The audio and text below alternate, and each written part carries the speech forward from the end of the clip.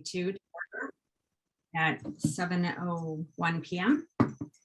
This meeting is being held remotely as an alternate means of public access pursuant to Chapter 20 of the Acts of 2021, temporarily amending certain provisions of the open meeting law. You are hereby advised that this meeting and all communications during this meeting may be recorded by the town of Hingham in accordance with the open meeting law. If any participant wishes to record this meeting, please notify the chair at the start of the meeting in accordance with Mass General Laws, Chapter 30A, Section 20F, so that the chair may inform all other participants of said recording. Is anyone else recording the meeting this evening?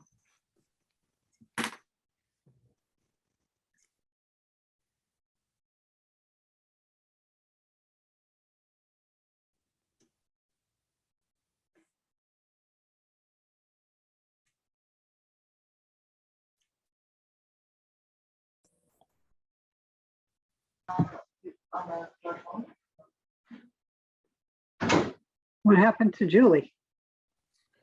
I'm sure she'll be back. George? I wouldn't count on it, Matt. You never know. This might be it. She is in Florida, so Exactly. Going to Disney World. Yeah. maybe the Orange Angels got her.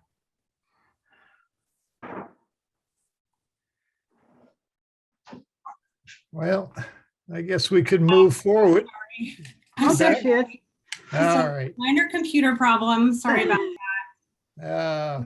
I'm assuming no one is recording the meeting. Are there any comments from the public regarding items not on the agenda?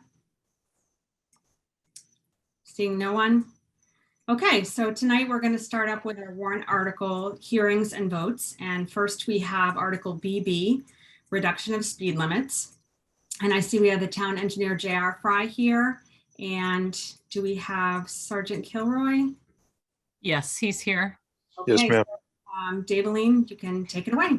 All right, so this article would allow the town basically to reduce the statutory speed limit from 30 miles an hour to 25 miles an hour on any or all town-owned roads, not state-owned roads, within a thickly settled or business district. This comes about, the traffic committee has been dealing with complaints about speeding for quite a while, as in years. And this is so that they have been exploring how they might reduce the speed limit in certain places, and particularly in the downtown area is one of the areas where there's been particular concern. It's always amazing to me to think that people might be driving 30 miles an hour in front of the post office. In general, that just sounds dangerous. But at any rate, so what this would do would set up a process where the town would accept the Massachusetts general law that's stated in the comment. And the process would be the traffic committee would recommend to the select board that it establish a reduced speed limit, and that reduced speed limit would be 25 miles per hour. It couldn't be less than that. That requires a different process under the Massachusetts general laws. And it is likely, if this were to pass, that the traffic committee would recommend such a reduced speed limit in the downtown business district, as well as on what are deemed by Mass DOT to be local roads. So that's the idea. I don't know, the expense in this would be, of course, you would need new speed limit signs, particularly when you would enter a neighborhood, to make clear that that's what's going on. The cost of those signs is estimated to be somewhere in the neighborhood of $15,000. However, it's expected that the town would receive an equipment only grant from the Commonwealth Shared Streets and Spaces grant program that would pay for those speed limit signs. So the thought is there would be no such, ultimately no cost to the town. The select board voted unanimously to support this. And again, this article in and of itself would not change any speed limits. It would just authorize this process where the select board could do so. So I know JR and Officer Kilroy have both worked on this from the they're both members of the traffic committee. So I don't know if either of you want to add anything to what I've probably misconstrued. Actually, you did an excellent job summarizing it, and I don't have anything to add, but if there are any questions, I'm happy to answer them. All right, thank you. Go ahead. Yeah, I just want to make an observation that, when I first read through this, I was kind of hoping that maybe it would even provide for something less than 25, but I took a look at the statute, which doesn't permit that. But on the street that I enter to get to my home every day, Whitcomb Ave in Howland, we have a yellow 20-mile-per-hour sign, which I think is a great idea. It's my understanding that that is basically an advisory sign. It's not something the police can enforce as a speed limit, but I thought it might be good for people's general knowledge to let them know that the town can post lower advisory speed limits for areas where they deem appropriate. And I don't know if JR or Sergeant, you want to weigh in on that? We already have, and Sergeant Kilroy can speak to this even more as he's on the enforcement end, but we do already have quite a few advisory signs. The danger with posting large amounts of signage is that you're sending conflicting messages and people will begin to ignore all of them. So that's like the negative outcome from having too many signs. But with that said, I know that we already post advisory signs even in the downtown district at the 20-mile-an-hour speed limit. And this now will be an enforceable 25.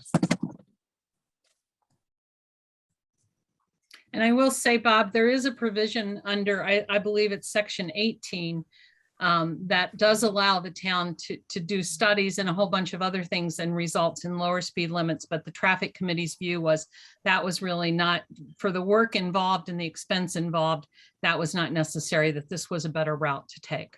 Yeah, I'm pretty happy with 25, but I sure like the advisory of 20 on my street because there are a lot of small children that play on the road. All right. Brenda?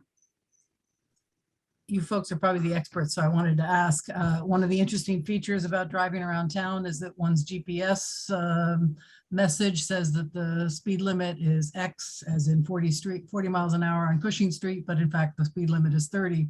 Is there going to be a way to have those electronic messages that people have in their cars actually reflect what the new speed limits are once they're established?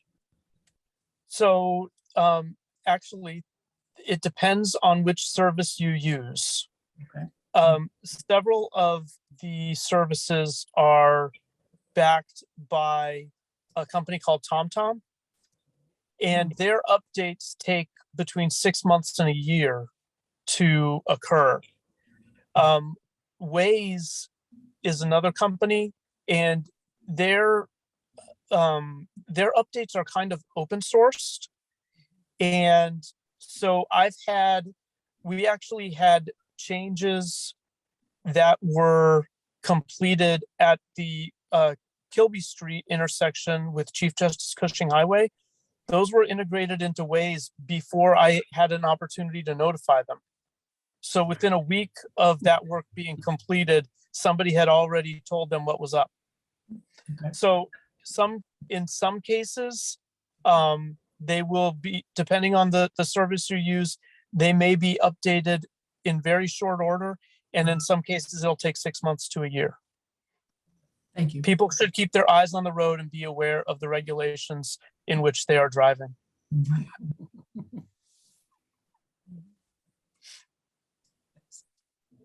Does anyone else have any questions? Any comments for Brenda on her comment? Oh, it's my comment, but Brenda might be surprised. Yes. Daveline, great great comment that you wrote, and Andy has his hand raised. Go ahead, Andy. I must confess that I was not aware that the 20-mile-per-hour signs were advisory and not mandatory.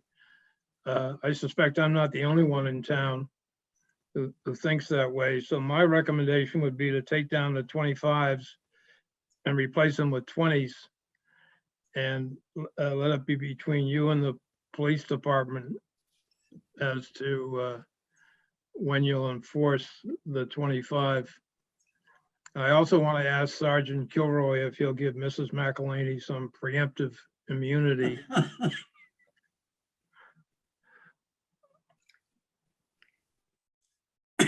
I suspect that answer to that question is no, but Yeah, don't answer that, Sergeant.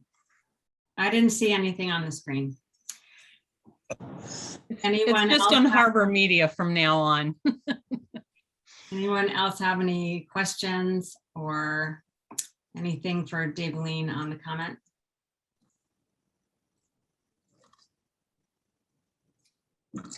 Okay, does everyone have all the information they need to vote? Yes, Okay. Can I have a recommended motion?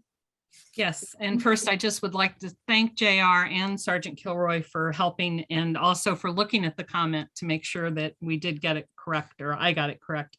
So I recommend that the town vote to accept Massachusetts General Laws, Chapter 90, Section 17C, which would authorize the Select Board, upon receiving a recommendation from the Traffic Committee, to establish a speed limit of 25 miles per hour on any roadway in thickly settled or business districts within the town that is not a state highway, in the interest of public safety. second, Any further discussion? Okay, then we'll come to vote. Bob, aye, George? Aye. Nancy? Aye. Dave? Aye. Evan? Aye. Andy? Daveline? Aye. Brenda? Aye. Matt? Aye. I don't think Sarah's joined yet, right? Okay. 2, 3, 4, 5, 6, 7, 8, 9. So I have 9, Nancy. I had 9 as well. I was doubting myself. Now we have a couple of members who are coming a little bit late tonight. They got tied up with different things. So Okay. anyway, Like life. thank you for coming tonight, JR and Sergeant Kilroy. Appreciate it. My pleasure. Thank you. Thanks.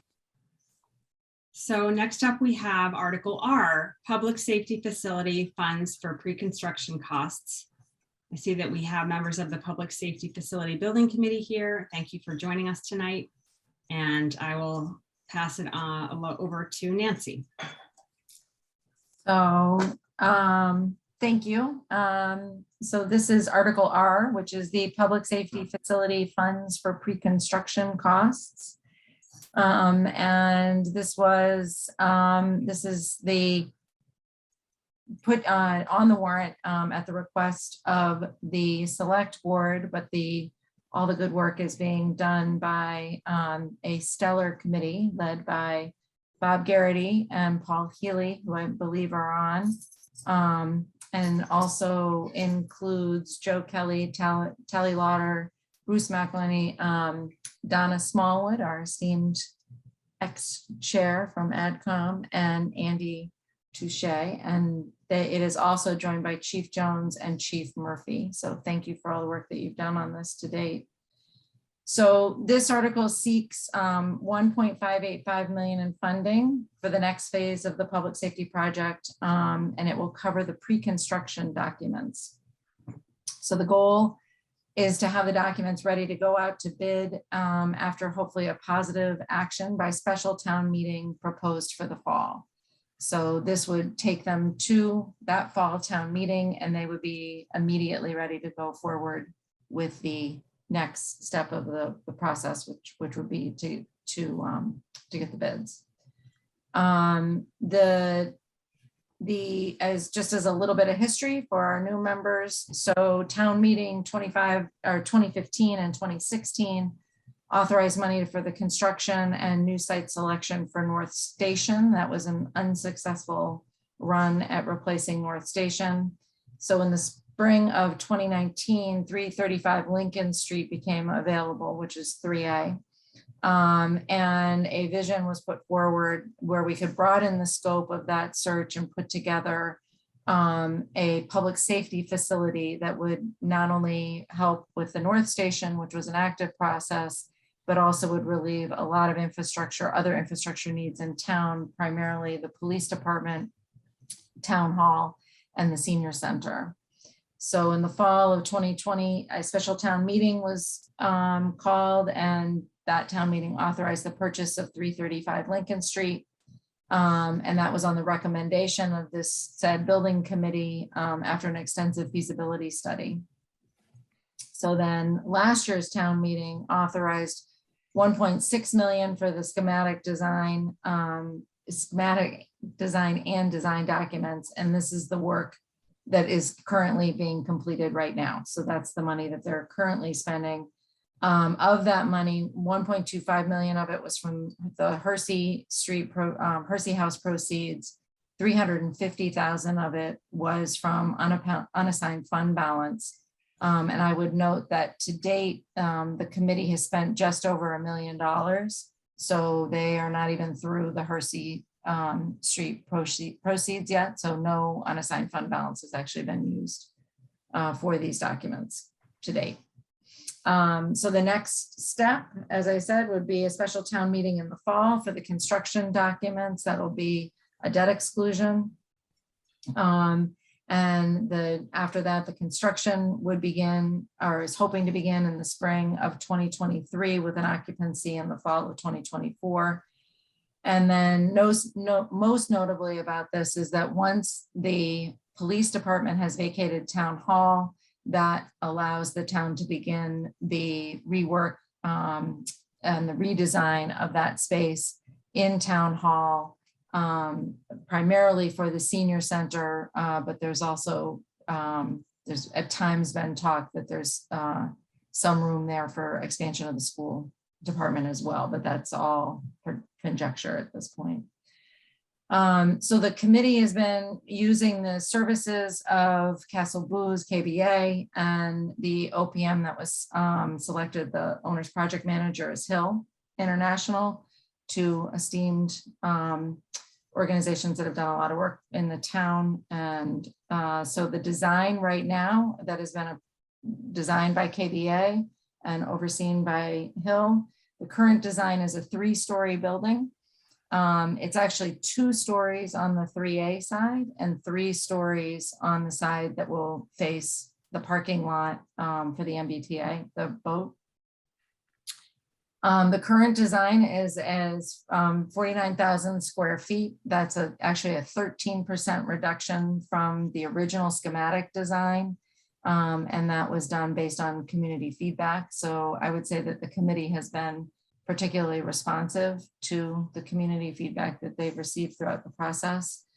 It includes basically the first floor is police activities, the second floor is fire activities, and then the third floor is combined uses, so a wellness center and other combined spaces. There are also, as we all know from the before times of the parking issues at Town Hall.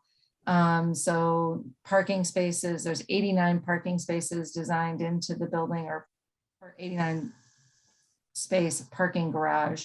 And that will be for the officers, the firemen and employees. And then there will be additional public parking. There is a public entrance to the facility on the MBTA side. So the third floor, or the third story, there's a public entrance and waiting vestibule and some conference rooms to support public facing needs of the departments. It also includes a 5-bay emergency vehicle, or 5 bays for the emergency vehicles, that those are facing 3A.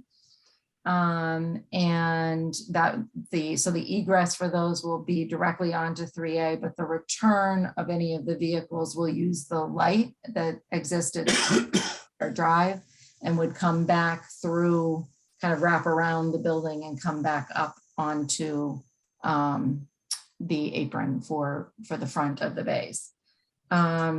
I would like to note that Hingham Net Zero has endorsed the current design. Julie distributed a letter with their comments about the process at the beginning of the week. We've been very pleased that electricity will provide about 93% of the power to the entire building.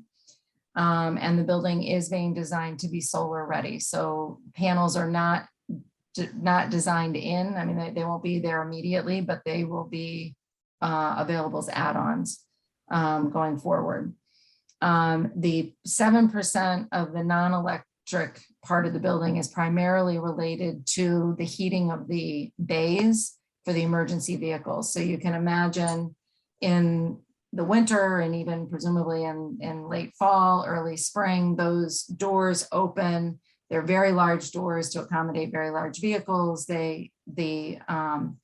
Those bays will cool down very quickly. And it's important when the bay doors close that they can bring the heat back up into the building and in an efficient manner. So right now the technology does not exist or was determined to not be the right technology for the building at this particular time.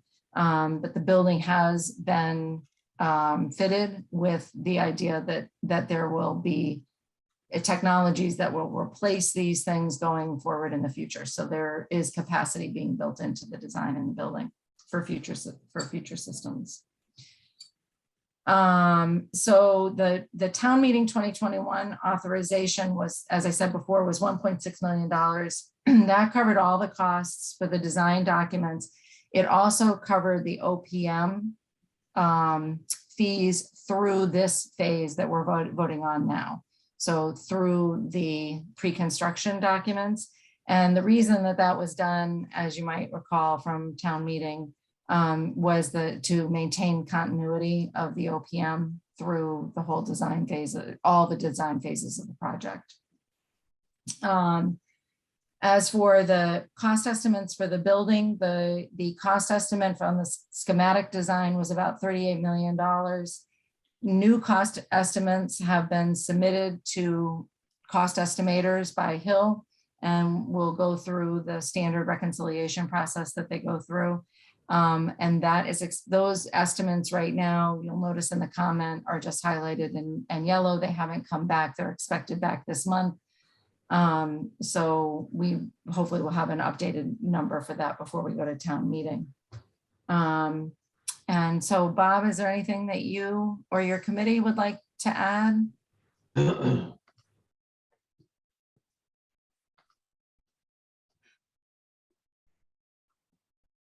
Bob, if you're talking to us, you're on mute. And Bob very graciously is joining us down the street from Julie. So it was very kind of him to take time out of his vacation. Oh, you came off and now you're back on, Bob.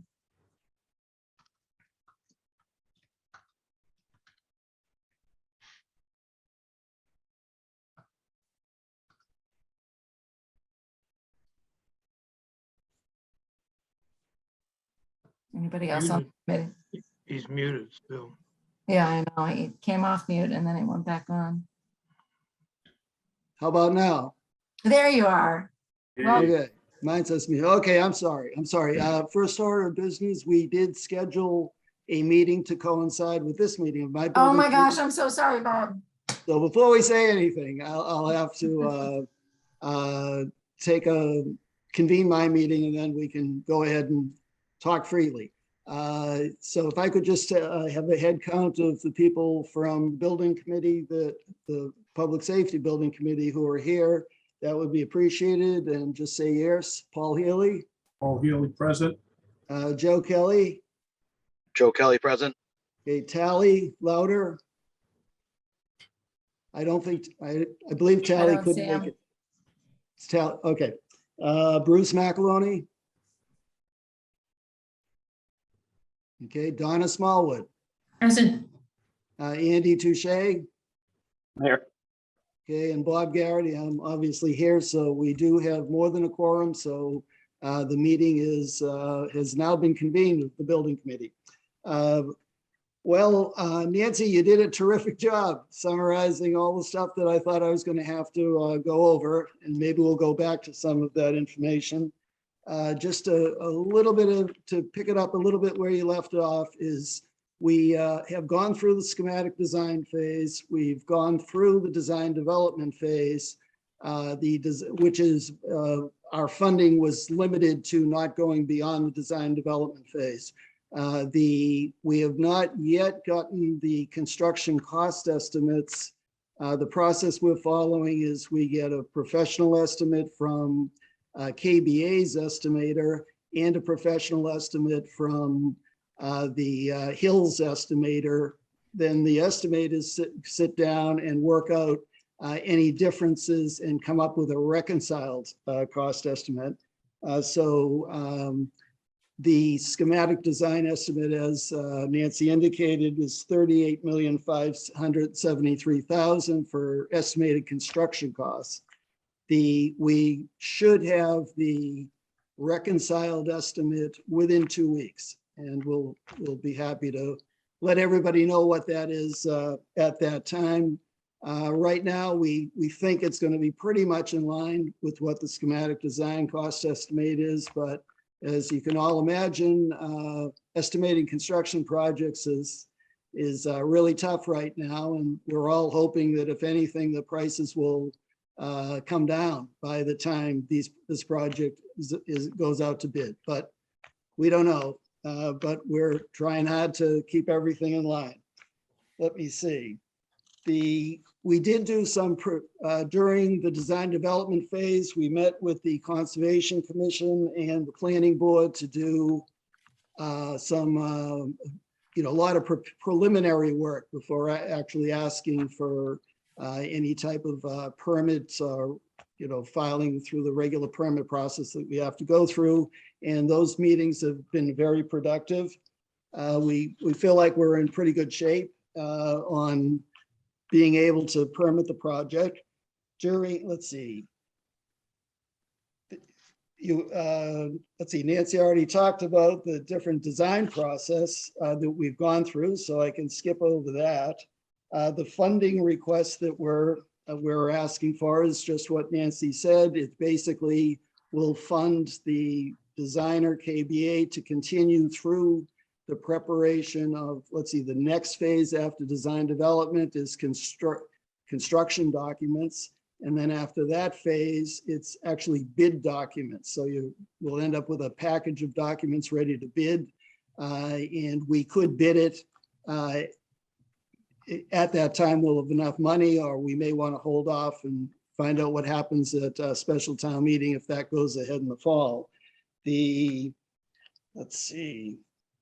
So the money that we're requesting is that there's no construction money being requested at this time. I have KBA is with us, and so isn't Paul Callis from Hill International.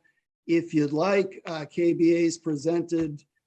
They've prepared a number of drawings and sketches that they could quickly go through in order to give you all a good handle on where we're at with the project, what it's going to look like, size of it, and square footages, questions about parking, ingress, egress. If you'd like to hear all that, I'd be delighted to turn it over to Sean Schmiegel at KBA. Is that okay with your board? I think so. I think it would be useful for everyone to get a look at where we are in the design. Okay, great. Sean, are you with us? I'm here. Yep. Thanks, Bob. I'm also here with Keith Mercy, who's the project architect from KBA. I just asked for a screen share capability, please. Want me to raise my hand or?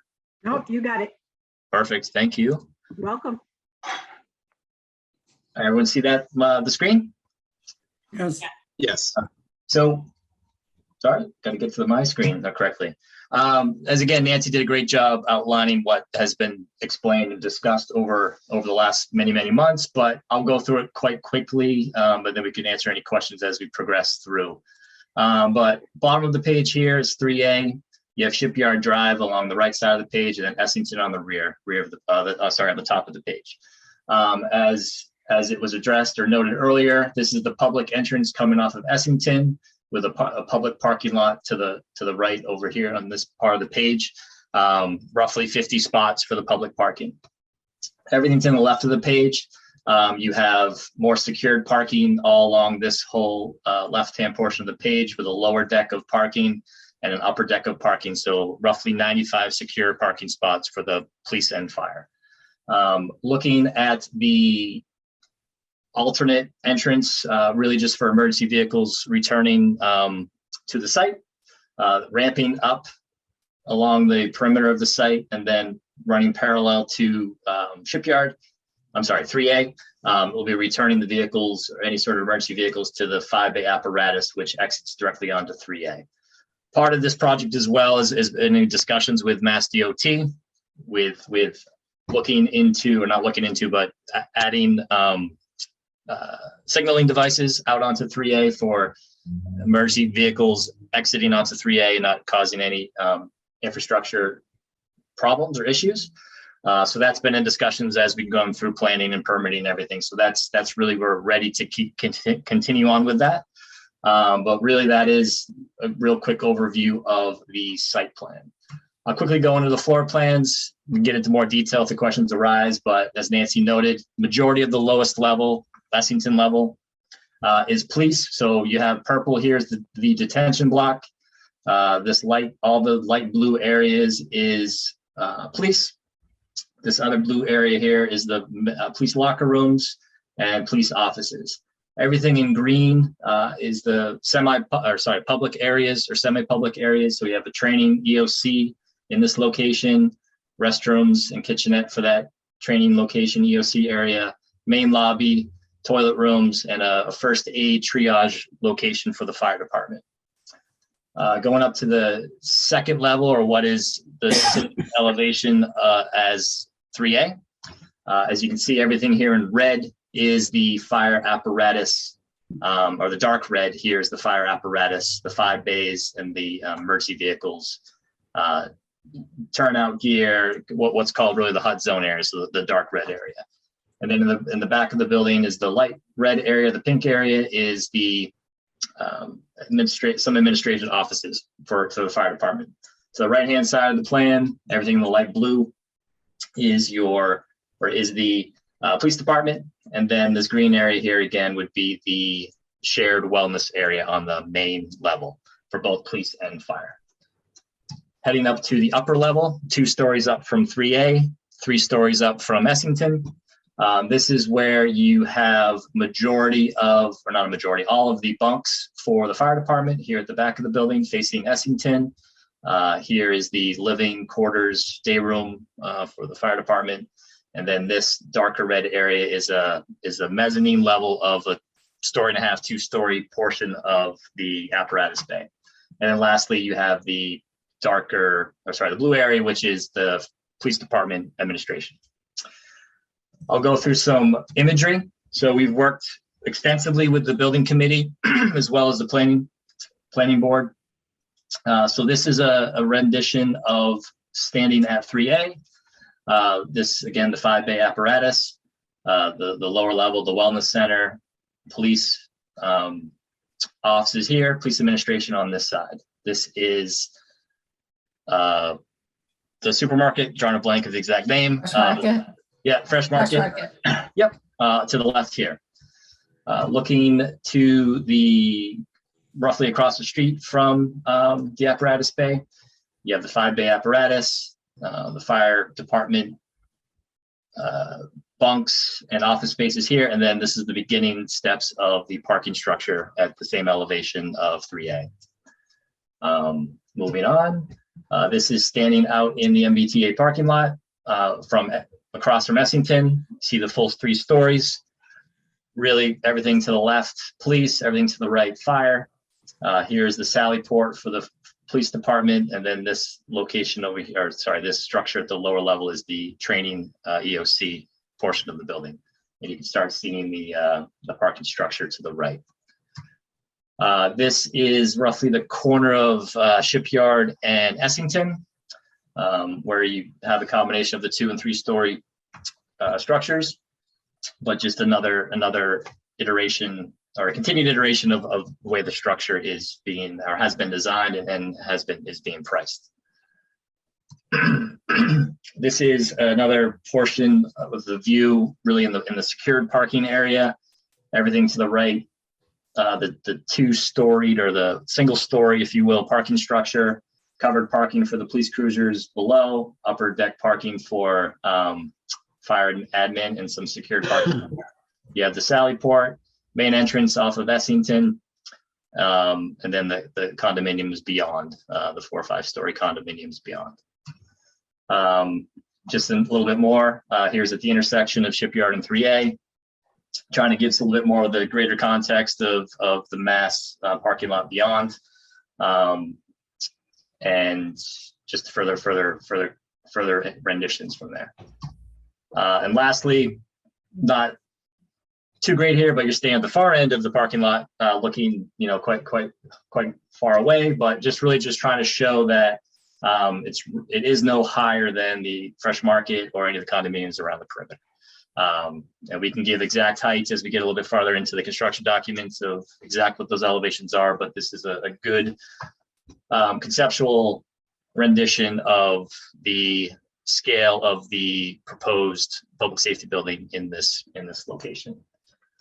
So that's all I have for our presentation, and I will stop sharing, which I think I already did.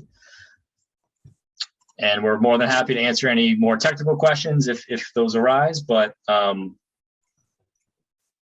than that, we are prepared for that. Thanks, John. Do you want to go ahead? Could I just add a couple of minor points before Yes. you proceed? Okay, on our dealings with the Hingham Net Zero folks, we do have a couple of loose ends there, but we're trying to work them out. We've had a good relationship with them, and of course they like the fact that we were going for an all-electric building. That helped quite a bit. The one area that we're still, talking with them is on the domestic hot water, which Nancy didn't mention that one. We're our mechanical engineer contends that by far and away the best source of domestic hot water for the building, given the fact that it's a 24/7 building. And there can be, fires any time of the day, and there can be prisoners there, and there can just be a need fluctuating on and off all 24 hours for when people have to take showers and clean, fire equipment, get contaminants off. And so he's of the belief that there currently isn't any type of system electrically that can generate the heat as quickly as you would get from gas, which is what is currently provided. But we're still looking into that with them. Net Zero has suggested some different systems, and we'll sit down and talk with them about those to see if we can reach an agreement, or perhaps even convince them that we're correct on that one. But they've been very professional. We've been very professional. I think it's been a good working relationship, and it will continue. Let me see what else. We were also planning to have the building, a number of solar panels will be able to go. It's a flat roof now, so that should help quite a bit. And if we decide to put a roof over the parking deck, that would also be a flat area that we could probably put a number of solar panels. We don't know exactly how many panels there will be. What the plan is that we do what is now referred to as net zero ready. So we would probably build it out with all the systems for chases and mechanical and electrical lines running up to where the solar panels would eventually be as part of the basic contract. And then near the end of that contract, the construction, we would specifically designate the number of solar panels and have them all ready to be hooked up at some time in the future. So there will be a lot of solar panels that we're planning to have on the project. And besides that, yeah, I guess that's about all I wanted to add. Thanks, Bob. Okay, so AdCom members, I see Andy McElhaney, your hand's raised. I have a couple of very small, quick questions. What do you mean when you say a secured or secure parking spot? Sorry, so secured parking really is just, it's secured by fencing. Okay. So there'll be a gated entrances and exits from the police and fire side. And there'll be security cameras Yes. watching that, yeah. There's a lot of glass in this building. Is it going to be bulletproof? Yes, so through our estimating process, we always hold a portion of the glazing to be bullet resistant. Typically that's at high traffic, high public areas, as well as the lower levels. As the budget kind of shakes itself, not the budget, but our estimate kind of shakes itself out over the course of the next couple of weeks, we can, look into see if there's any further bullet resistant glazing we want to do, if it's all bullet resistant or select locations of bullet resistance. So we're quantifying enough to capture typically what we would do, like I said, lower levels and higher traffic zones. And a few years ago, all the federal government buildings had Jersey barrier type obstructions placed strategically so that someone couldn't drive a truck into the building. Is that something that's addressed in this as well? Yeah, so there'll be a combination of through the landscaping, if you will, or civil. We'll have stone walls, specifically at the main entrance, a little bit along Shipyard and 3A, but we'll have that protection at the entrances. Yes. With regard to 3A, what's to prevent drivers coming up? I guess it would be westbound on 3A from just pulling into that large bay entrance. The signage, I guess, would tell them this is government use only or something like that. Yeah, so that has been reviewed. I can pull back the site plan again, but we have a few designated spots out off of there in case, because it inevitably will happen in case of emergency or someone pulling that needs attention. So there are three spots, really officially used spots, but if somebody were to come in off the street and there's a location that we can park or they could park, and signage, exactly. And the apparatus cannot enter from Essington and go around the building to back into the bays. Is that correct? Yes. So I'll reshare my screen here. Give me 1 second. So depending on where the apparatus is returning from, yes, they would have the opportunity to return off of Essington and drive up, pull out, not out into 3A, but the apron is large enough that they have the ability to maneuver out here and back in. Again, depending on the type of emergency and where they return, the apron is large enough to pull in, kind of pull a 180 and then back in.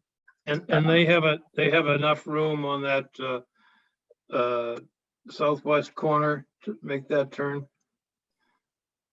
Southwest corner. Yeah. Here. Next to Fresh Market. Yeah. This turn you're talking. Yes. Yeah. Yes, it's a double lane road. Okay. It's about 20, just about 24 feet. And my final question is, the roof is now sloping from south to north, if I'm oriented correctly. And will that view be changed if you put solar panels on there? So it's kind of hard to see from here, but this is a flat roof all along here. Yep, This whole third level is flat all the way across, kind of I behind see. and goes beyond. The only sloped portion that you are seeing there Yeah. is just at the apparatus bay, the three middle apparatus bays, Okay, unslopes back into there. So that roughly, we did a quick calculation this afternoon. So it's roughly about 8,000 square feet of flat roof area facing south on the building. And there's roughly approximately 15,000 square feet at the parking structure, parking deck. So, give or take, depending on, how the design shakes itself out with a solar engineer, anywhere is between, 20 to 25,000 square feet of opportunity for solar. thank you. That's all I had. Great presentation, a great looking building. Thank you. Thank you. Okay, Brenda? could I raise one other point, please? Yes, go ahead, Bob. One of my members just texted me and wasn't, he thought I should be clear that this money, that if we get this money, it will be enough to cover the preparation and the receipt of bid documents. Okay.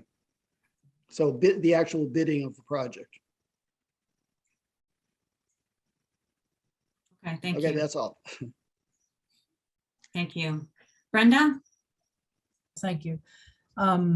First is just I'm very appreciative of the fact that this building is clearly being designed to be one of the lower carbon buildings in this town, and that will be a very positive step for our town's net zero goal. So thank you for the efforts in that direction.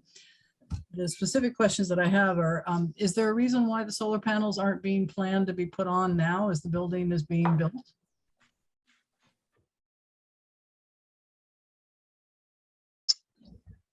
Bob, do you want to? Yeah, I think the best answer right now is, from what I understand, I'm not an expert on solar panels, but it's a whole different bidding process that you go through for solar panels. So you do not typically include them in regular construction bidding documents, because you can get all different types of deals, if you will, or different methods of procuring solar panels. And that's what everybody seems to tell me. I'm not sure if Sean, if you have any experience, or if Paul Callis has any experience on that. Sure. By And who are you? procurement, can you hear me? Yeah, Yeah. yes, Yep. yes. By That's Paul by Callis. not procuring the solar panels with the construction contract, it does two things. It helps you to be able to work out the most advantageous deal as far as the engineering of the panels and the installation, because it's not under a general contractor and just purchased like that, well in advance of when they're actually going to be installed. And then, of course, the other is that the technology of solar panels is improving all the time. And, for instance, the panels that are being installed now are much more efficient and generate much more electricity than the ones years before. So you're also kind of hedging that you can get a better panel by waiting a little bit longer. Okay, so I Right, understand. right. So basically, since the construction period would be about 18 months, then if we procured the solar panels toward the tail of construction, we'd probably have the benefit of getting whatever the latest and most efficient panels would be. That I understand, and also there probably will be grant money to pay for some pieces of it. But is it Well, the that- intention of the building committee to have this building have solar panels as it opens, or the sort of sometime in the future was the question I was asking about? Why sometime in the future? Okay, I think it's our intention to have the solar panels. I'm just not sure when. I think we'd have to talk to town manager. I know he's got a lot of ideas on like a broad acquisition of solar panels by the town on a number of different facilities. So we haven't quite worked that one out, but I mean, we'd be happy to have them if we can pull it all together at the same time. I'm not really sure if we want to have like open the building and where the general contractor typically then turns it over to you and you open the building, and you might not want to have a totally different outfit up on his roof until we take it over. So it can get a little bit hairy. You see this in the future as the plan. Okay. Yeah, no, definitely. So I think the only sort of serious troubling issue is sort of the idea that we are building a building now that we know will need to be retrofitted in a fairly short period of time. Am I correct that this building is expected to be functional for 50 years? Yes, So for yes, but within the 15 to areas, 20. the areas of retrofit are very, very few. I mean, the vast, again, 93% of the square footage of the building and the power to to run the heat, light, and power for the building is already, going to be generated by electricity, which we've been assured by HMLP will be generated by clean energy sources. So the only area that we're, a little bit, still dealing with HNZ is the areas where it's not clear yet to us that there is technology that is adequate to take care of our particular requirements in this building. So I heard Nancy say that the design specifications include sort of having those systems that might need to be retrofitted or probably will need to be retrofitted at some point to something to be non-fossil fuel, that those are being set up so that the transition can happen seamlessly and without reconstruction. Right, yes, that is going on. And Sean, if you want to talk about that one. Sean, you've been before? Yep. Yep. No, I can touch on a little bit more. So I think part of it is as the technologies kind of get up to today's standards on the level of it's not only the domestic hot water, it's also the kind of the emergency use of the hot water and the heating of the radiant slab within the apparatus bay. So that's the fuel sourced heated portion of the building. I think what you're getting to here, Brenda, is our mechanical rooms, electrical rooms are sized somewhat appropriately in case or when that technology catches up, that there can be a boiler swap or a boiler add to receive an electric use boilers to service that type of water. Currently, these are the discussions we're having right now with Hingham Net Zero and the building committee and our engineers. The technologies are there. I don't want to say that it's not, but just the size and the quantity of what's necessary to get that type of temperature recovery heat that's necessary, we would have a field of heat pumps, on our roofs or on the site plan. So, not to kind of misconstrue it at all, but as it gets closer and as things progress, the opportunity for those boiler swaps, if you will, are pre-planned or being planned. Thank you. That's very good to hear. And last but not least, I think it was in the Hingham Net Zero document that I read that electric charging stations for the police and fire vehicles will be installed.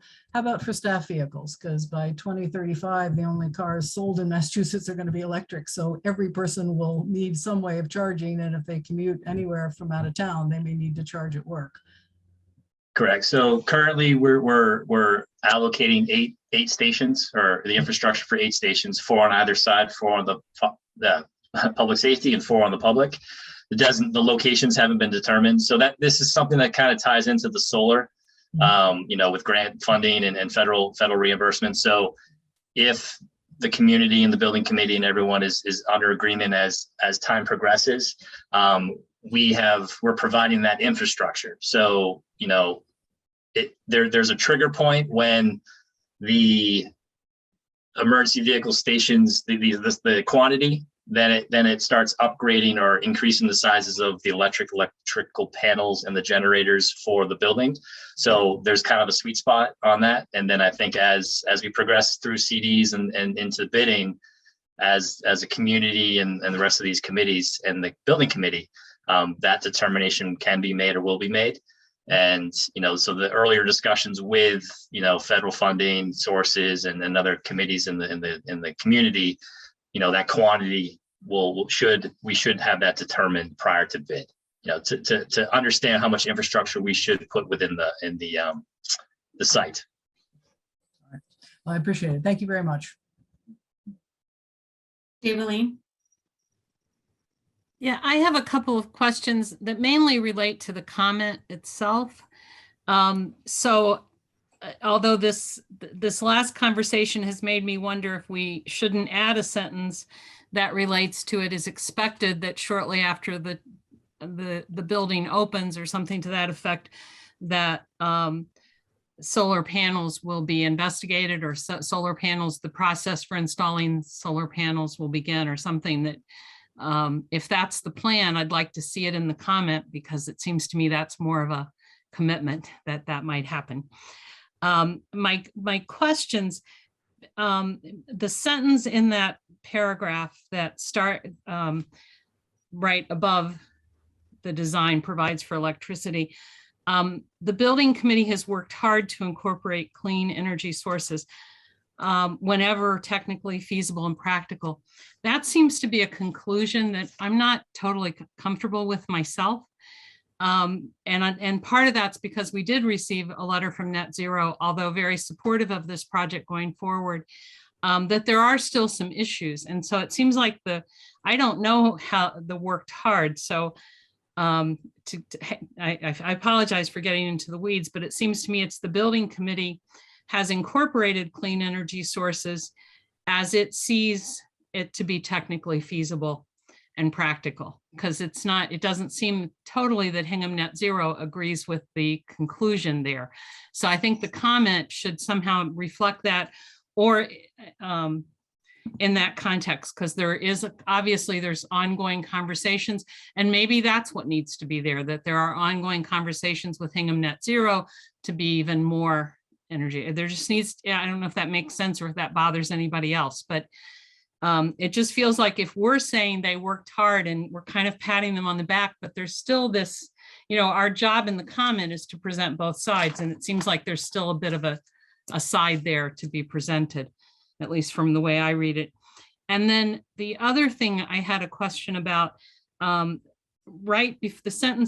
paragraph before approval of the article requires 2/3 meeting. I would take out the advisory committee believes that the town should support the continued work of the Public Safety Building Committee. That's what our vote says, in essence. And we don't normally then have another, that feels to me a little bit more like advocacy than recommending. I know we've had that conversation before about where are we as an advisory committee. But it seems to me that just favorable action, saying what that would mean, and then our vote says that we support it. So we don't usually double support in the comment. So I don't know how other people feel about those things, but other than that, I think it's a good explanatory comment. I think the work that's been done is really good. And I join Brenda and others. I appreciate the extent to which the building committee has worked with Hingham Net Zero and has done to try to make this building as energy efficient as possible. That's all. Thanks, David. Bob? Just to Dave Lean's last point, and not presuming on our vote, which hasn't happened yet. I think that if we do vote unanimously, for example, as the selectmen have, I think it would be appropriate to leave the sentence in. But just this person's view. Well, I caught the edit, Nancy, about select board for the voted in favor and support of this article. Changed Board of Selectmen to Select Board. But I agree with Daveline. I haven't seen this sentence before in recent memory. I don't know about any other members. that It are was, not- it's been in the previous articles, but I'm happy to remove it. For the public safety facility or other ones?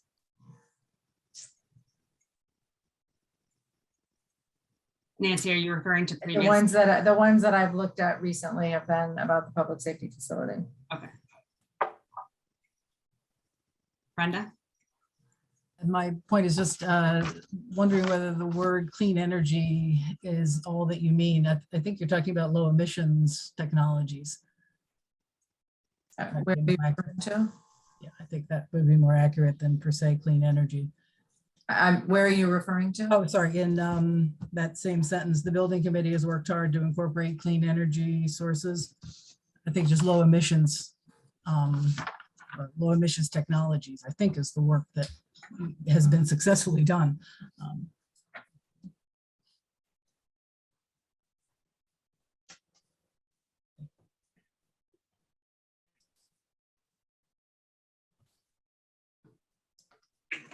Anyone else have an opinion about the advisory committee sentence in the comment, whether we should keep it in there if we have favorable action or take it out, or strong feelings or no feelings about it?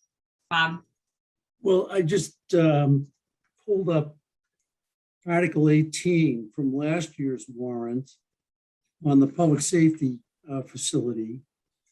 And there are a number of sentences in the as Andy likes to say, the penultimate paragraph about the advisory committee recommending. The advisory committee believes that using the restricted and unrestricted fund balance as described will not preclude, et cetera. I mean, it does seem to me that we have made statements about, where we have basically unanimous support of the advisory committee on this project in the past to put our recommendation in a very positive way. If it turns out after our vote that there is a minority position, I guess I would, think that maybe we should think more carefully about the language, but I mean, maybe we should vote and then we could each privately let Nancy know what our views are on this. I mean, once we have the vote, we kind of know how we all feel. Thanks, Bob. Daveline?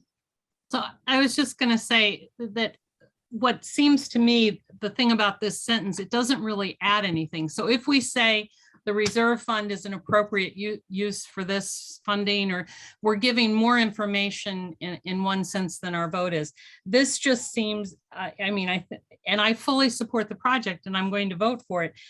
This just feels either superfluous or a little too rah-rah for me. So I guess that's the way I'll just explain it.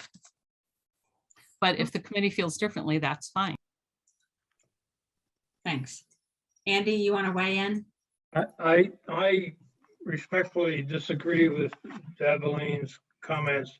After reading the letter that we got from, the Hingham Net Zero Committee, I think the statement that the building committee has worked hard to incorporate clean energy sources into, mechanical electrical systems where technically feasible and practical. I think that is accurate and reflected in the HNZ.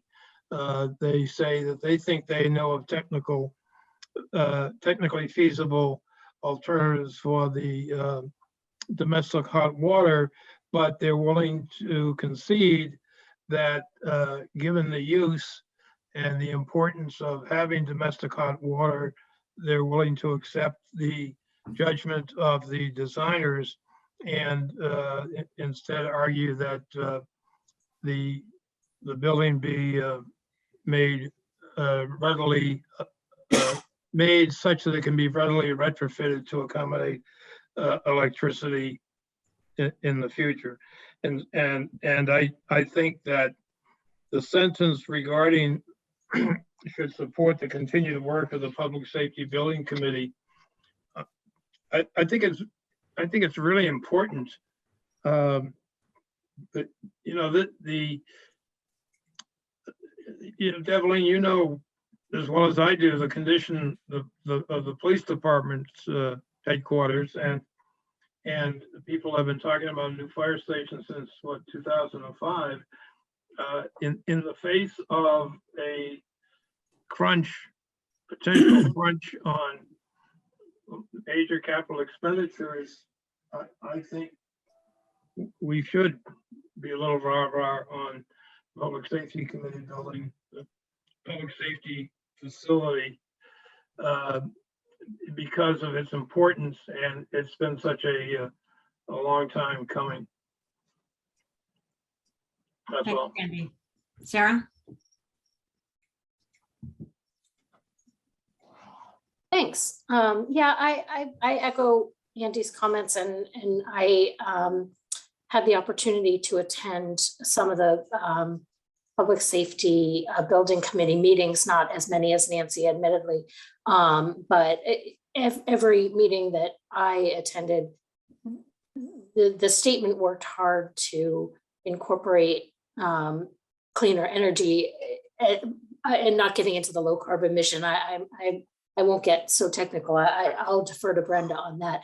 But every single meeting, I mean, there were discussions with experts about different technologies and different areas in which it could be incorporated. I mean, there wasn't a time when I didn't hear it discussed in great detail on a number of fronts. So I reviewed the comment in advance with Nancy, and I didn't actually get back with any comments because I didn't have any. I thought it was well written as is, and I support the worked hard statement. I think that's completely true. Thank you. Thanks, Sarah. Brenda? Since we're all slightly different, the part that I have trouble with in that penultimate paragraph is the word should. Does the advisory committee tell the town what it should do, or town meeting what it should do? Or do we tell the town meeting what we think, or what we support, and the reasons that we used to sort of understand that the project was worthwhile? So I would prefer to see the word should not there. Thanks, Brenda. Nancy, is there a way to sort of wordsmith our way out of this, just sort of keep the general sentiment, but maybe? Yes, I'll work on it. I mean, and in the fear of showing a little too much pride in authorship, just to defend the two comments that are there, I think, as Sarah said, I mean, I think anybody who sat in on any of these meetings would be hard to describe the work that was done by this committee with a lot of very, very technical decisions to be made about using technologies that is out in front of the climate action plan that is being designed, that is supposed to be guiding such projects.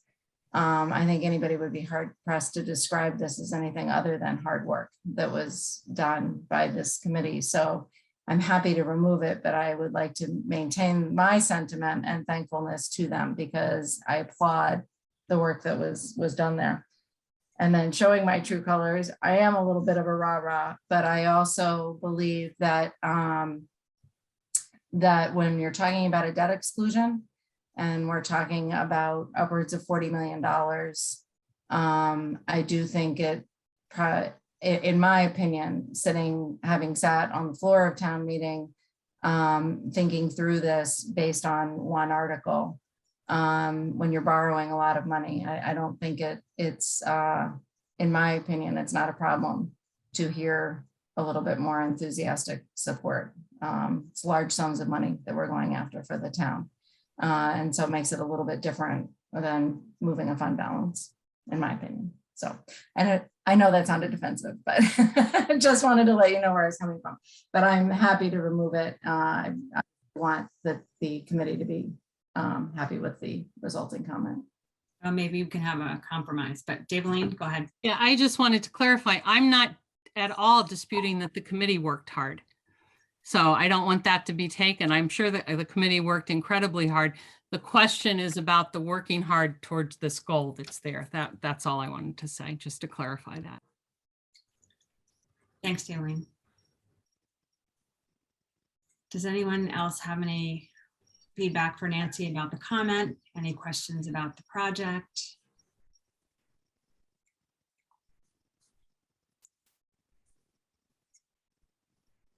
All right, so I think that's it for the advisory committee members. But we have a question from the public. So if you could please identify yourself, your name and your address. Go ahead, John Borger. But you're on mute still. There we go. Thank you. John Borger, 53 Lafayette Avenue. Just briefly, want to reiterate this committee's done a great job, and we appreciate Co-Chair Garrity's constructive engagement. He's been a gracious host. Hingham Net Zero looked at this, especially the use of gas fired technologies, and where we ended up was that we felt it was a gray area, and we felt it was reasonable to recognize that the committee feels it has to be differential to its contracted mechanical systems consultant and to accept their recommendation.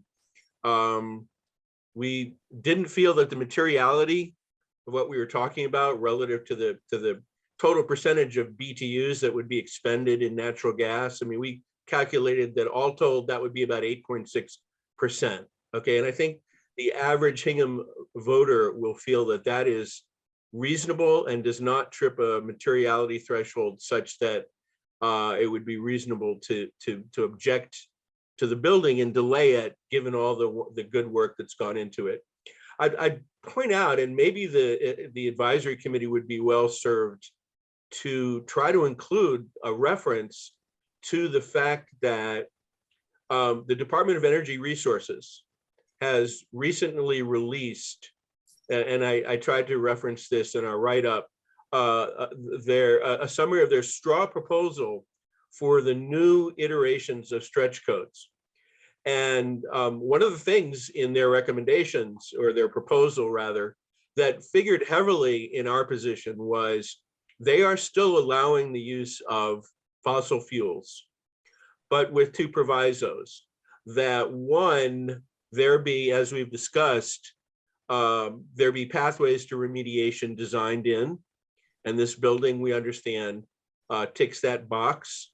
And number two, they specify that there would be, quote, solar panels on the roof. And again, this panel ticks that box. So I think if you want to deal at all with this issue, I think it might be helpful to include a reference to the Department of Energy Resources' own, essentially, proposed energy building codes as part of the rationale for approving this design. The reason I say that is, I think the last thing any of us want is to have this conversation at town meeting. That's kind of my goal and Hingham Net Zero's goal. Once we have decided, as we have, that we support this building, we want to be able to effectively support it in public, in perhaps written communications, certainly as before town meeting. We want to air these issues and make sure that everybody understands where we've ended up here. And so that's kind of what we've asked Co-Chair Garrity to help us do in having this work session, is better understand BER, the mechanical consultants' rationale for using natural gas. And we don't feel it's unreasonable, but there is a communication burden here, because I think we're probably all aware that there will be people in this town who will look askance at providing a brand new building with a gas hookup when we're trying to move away from that technology. So I think there's a communication burden here, and I can't solve it for the AdCom, But a balanced evaluation, I think, would certainly be well served by referencing what we know about emerging stretch codes. They're going to be in effect for the next 3+ years once they're approved. So we're looking at codes that are going to go out probably till 2027 or 2028 in terms of being in effect. And the fact that this building, as currently designed, appears to be in compliance with the proposed codes, I think is a very strong argument that the public needs to understand. So, thank you. Thanks, John. Daylene? I'm sorry, but so building on John's comment, I sort of see a way forward for the comment. So maybe what we need, or maybe it would be appropriate, since we do have a letter from Hingham Net Zero endorsing this project, is in fact maybe just to add a sentence that, you know, Hingham Net Zero has endorsed this plan and making the reference to the codes and it being ready. And maybe that helps. And so that maybe that helps at town meeting. So you could work in terms of what that would be, but just a possibility. John, are you able to voice that endorsement on behalf of the committee? Are you asking me that, Nancy? Yes, I'm asking. Yeah, we're not actually an official committee. We're a ragtag. You're an advocacy group of group, so, volunteers. right. Yeah, we're a voluntary association, but we have attended almost every meeting of the committee, and we've tried to track this very carefully, and we've exchanged volumes of fairly detailed correspondence with the committee, which I mercifully spared you, but which I'd be happy to. I've seen a lot of it.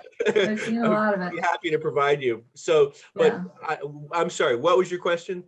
Do we support My it? question is, Dave was suggesting that not your, but HNZ's endorsement of the project be cited in the comment. And I'm asking if you can speak on behalf of your committee, if that's in fact what I should put in there. Absolutely. We had a very involved set of discussions and exchanged a lot of emails and, you know, a lot of hand wringing before we ended up here because it was a tough call. But we believe it's. And I appreciate all the work that you did with the town, and I appreciate the committee's work with you. And it was very clear at town meeting. Right.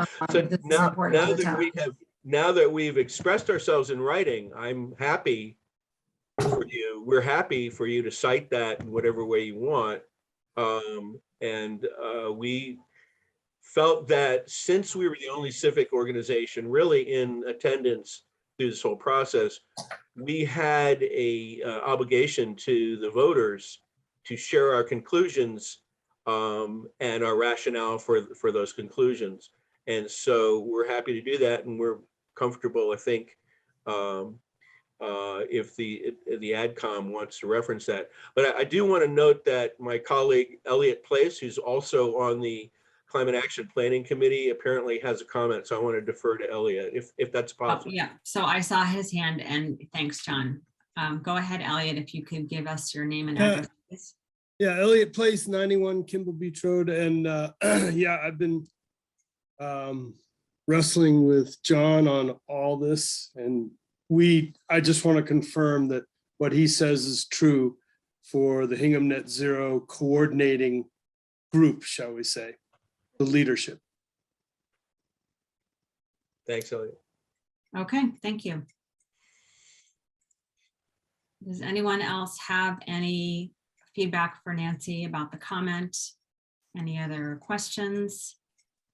Do we feel like, Nancy, do you feel like you have the information that you need to make the edits as necessary? I believe so. Yep. And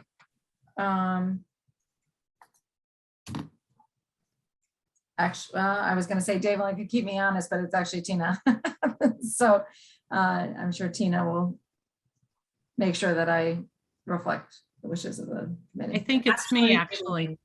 I start with R. Yeah. Did we go backwards? Did I go backwards? Okay, thank you. Okay. All right, then are we ready to vote? Nancy, you want to make a recommended motion? Absolutely. So I recommend that the town appropriate an amount of up to $1,585,380 to be expended by the select board to be used to pay the expenses for design, architectural, engineering, owner's project management, and other professional services to complete the pre-construction bid documents in order to obtain construction bids for a new public safety facility to be located at 335 Lincoln Street. To meet said appropriation, the treasurer, with the approval of the Board of Selectmen, is authored. Can I change that? Yes, Yes. yes. All right. I wasn't sure if that was official. Okay. Is authorized to borrow the sum under Mass General Law, Chapter 44, Section 7, or any other enabling authority, and to issue bonds or notes of the town therefore. And then the borrowing language with the bond proceeds. Can I get a second? Second, the motion is amended. I'd like to just note, Bob, quick question about Bob Garrity, that you would have a cost estimate by March 21st at the latest. I think that's, I was gonna mention that it actually goes, the comments will go to the town administrator for legal review on the 17th, if that's possible. Or Julie, did that get pushed back? I think we have a little play that if you could get, we need it by the 21st. Oh, the 21st, okay. right, that should be fine. Okay, great. Thanks, Bob. Okay, so we'll come to vote. Bob, Aye. George, Aye. Nancy, Aye. Dave? Dave? Oh. Aye. Evan, Aye. Andy, Aye.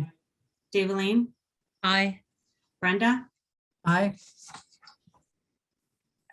Tina, Aye.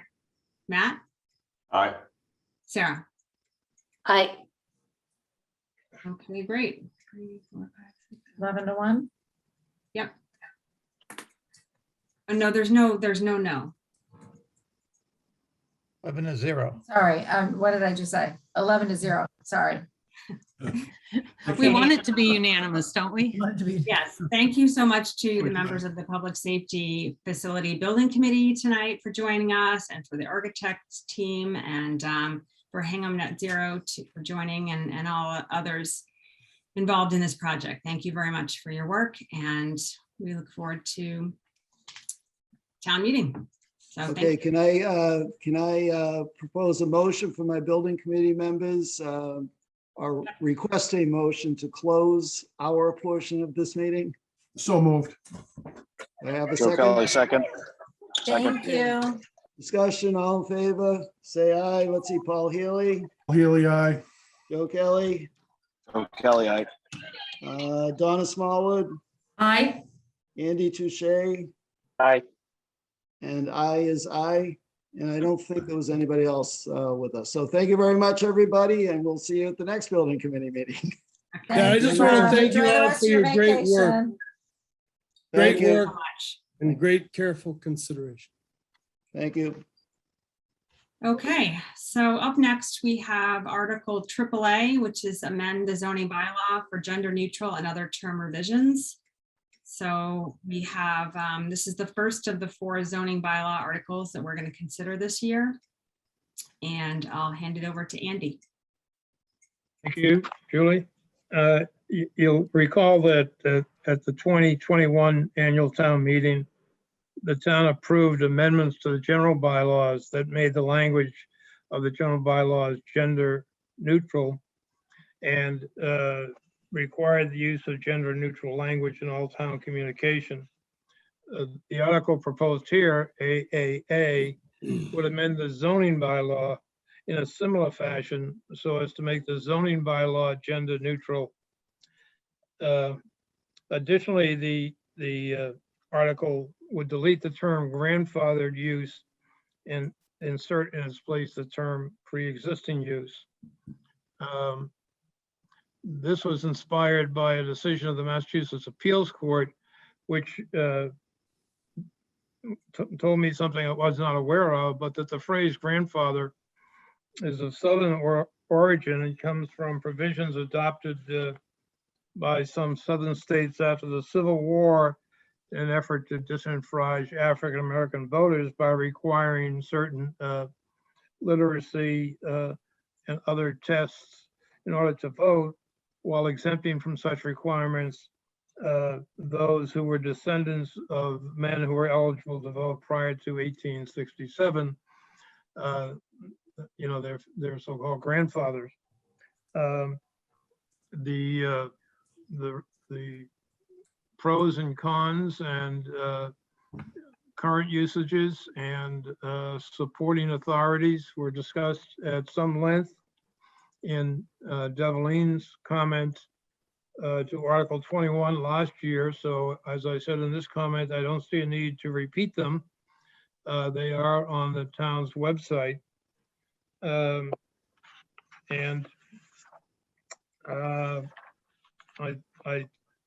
The select board voted unanimously in favor of this article, and I recommend that the advisory committee do the same. Thanks, Andy. Does anyone have any questions about this article?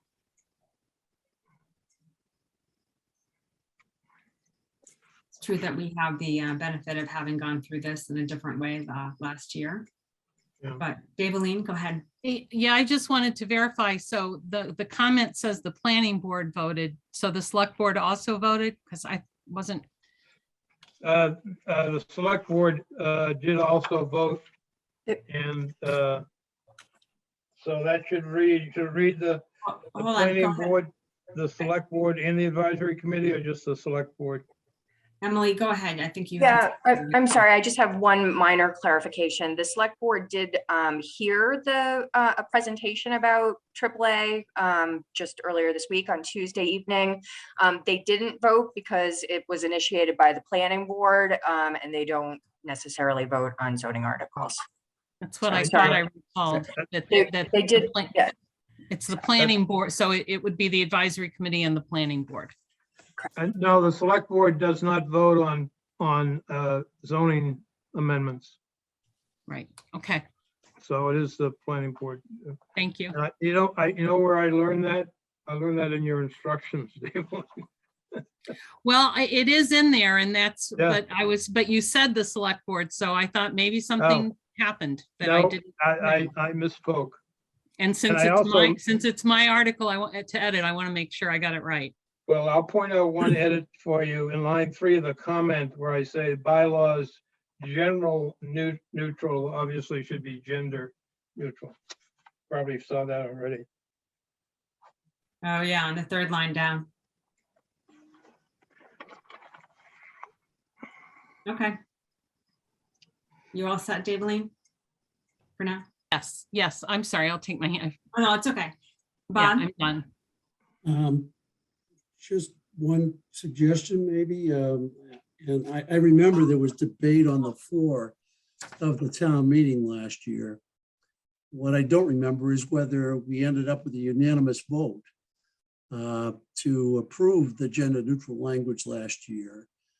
And if you could check on that, Andy, with the town clerk's website. I'd do it now if I had another device at my hands, but I think if it were a unanimous vote at town meeting, it might be worth mentioning that in the comment. Otherwise, I'd just leave it alone. Yep, I will check and add it if it was unanimous. Thanks. Thanks, Bob. I know there was a lawyer friend of mine who spoke and his he learned his grammar back when I did, so he had some. I recall the gentleman. I recall the former AdCom member. Yes, indeed. Does anyone else have any questions about the article itself or about Andy's comment?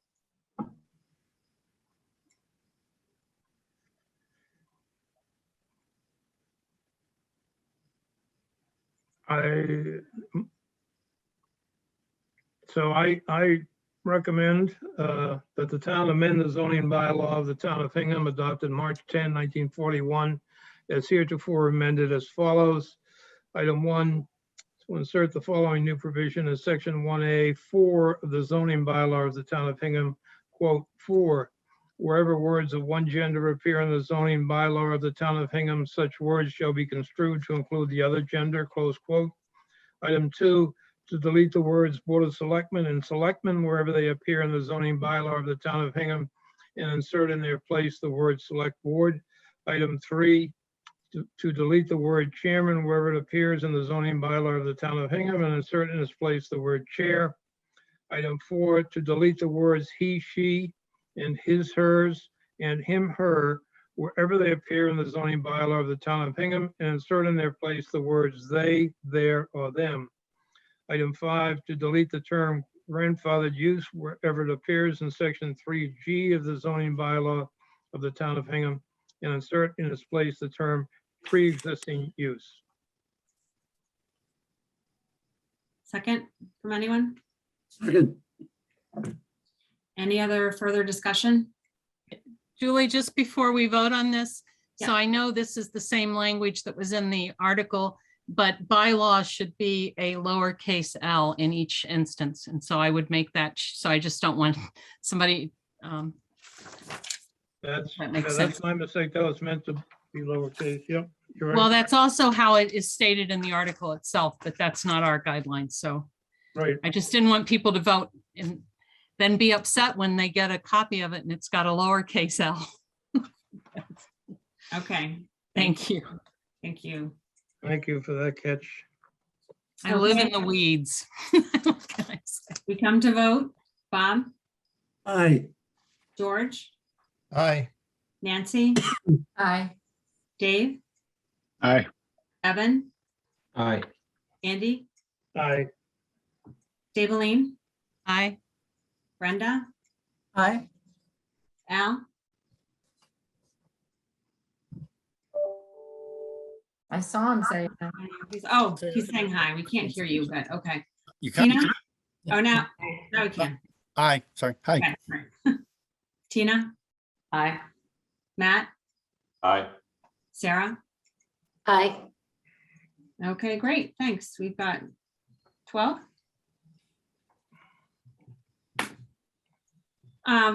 Thank you, Emily, for coming tonight. And I see some other people from your team are also here tonight. So thank you for joining us. And thank you, Andy, for your work on this article.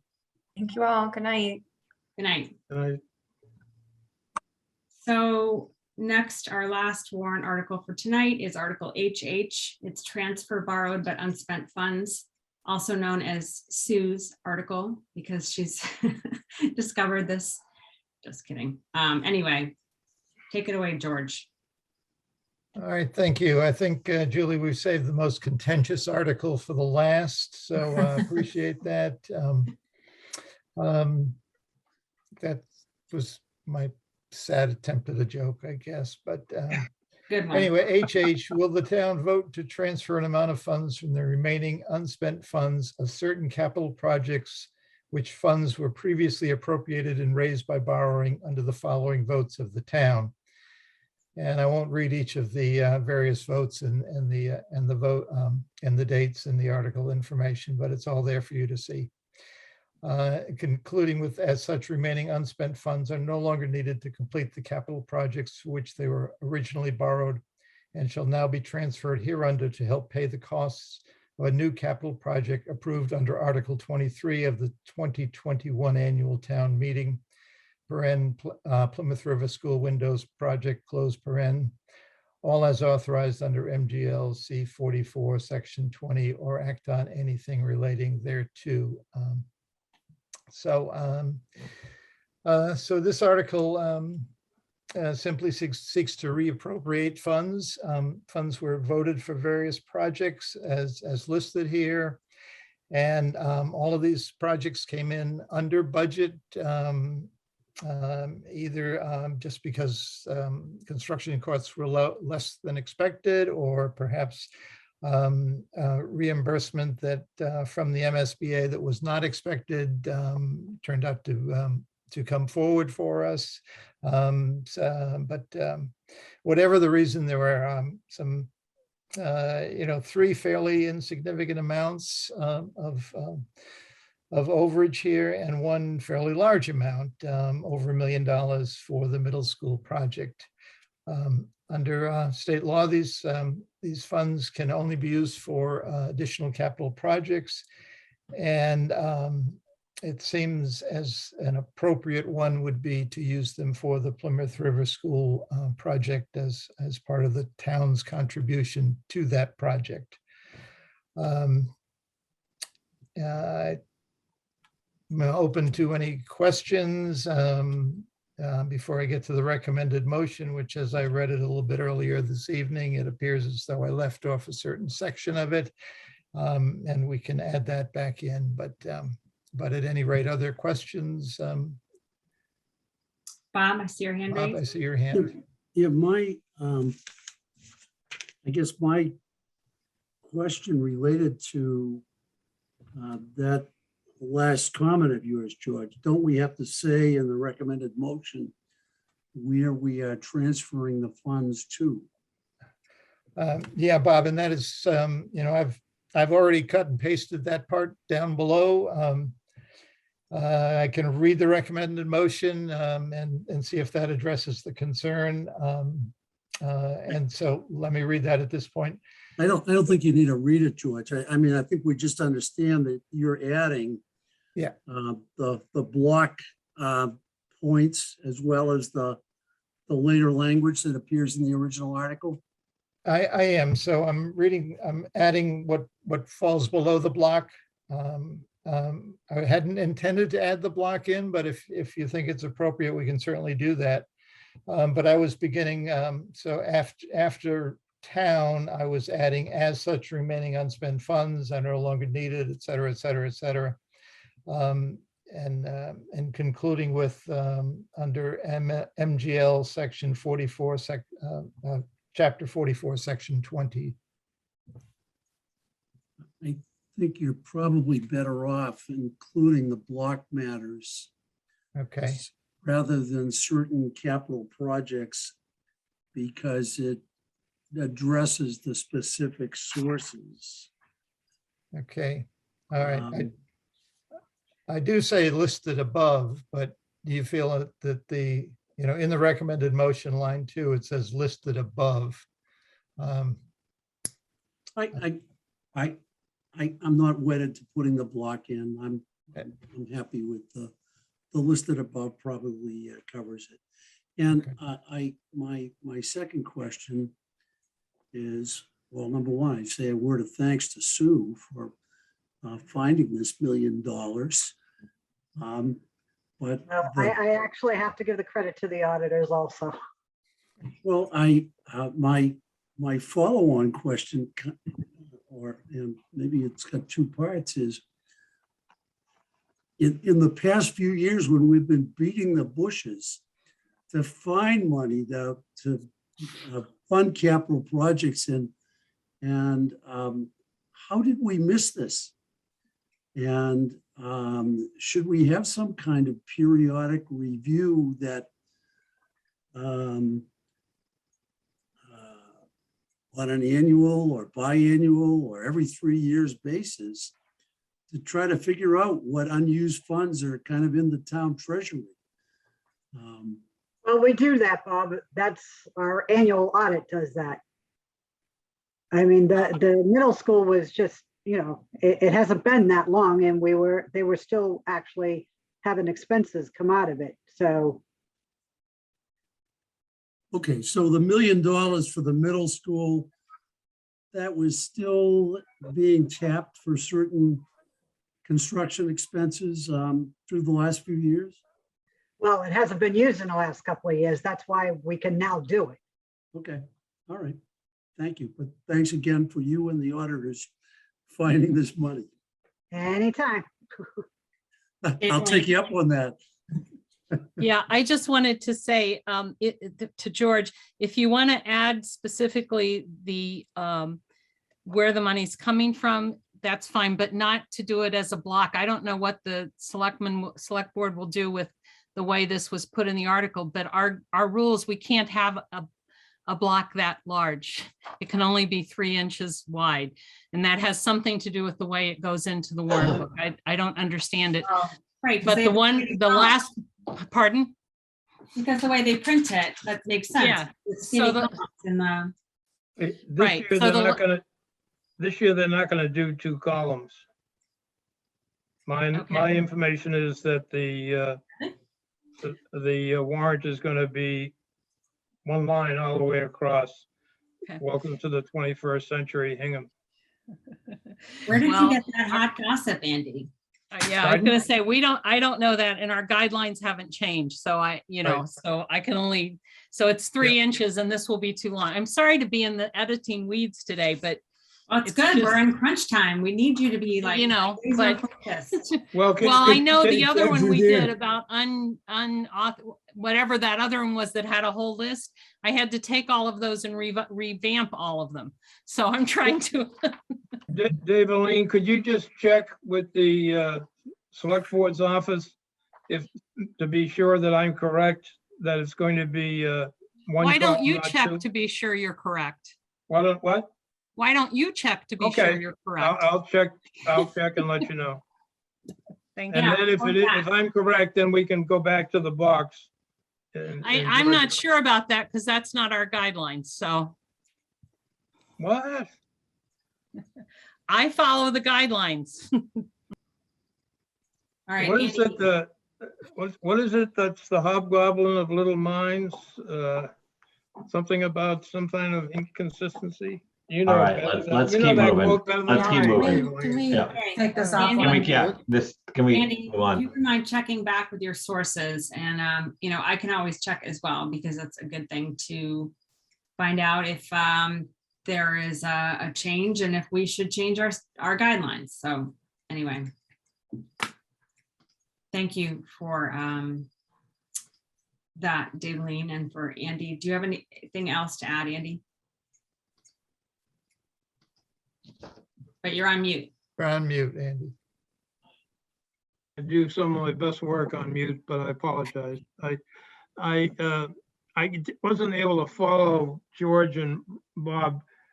So is the recommended motion going to contain the block or not?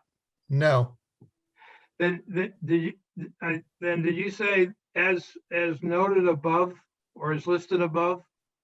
as listed above. Well, you can't have that in a recommended motion because the people reading the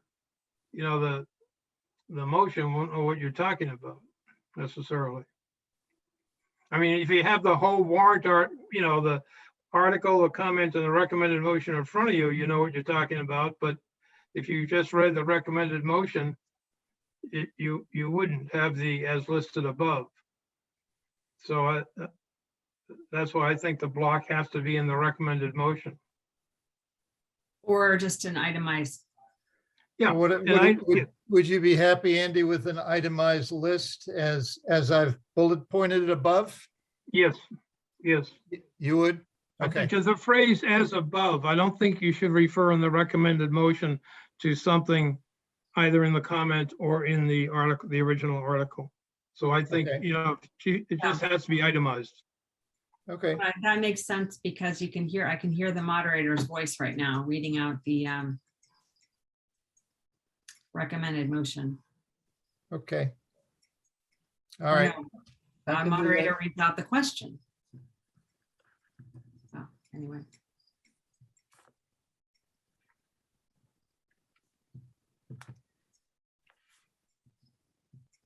Does anyone have anything else for George?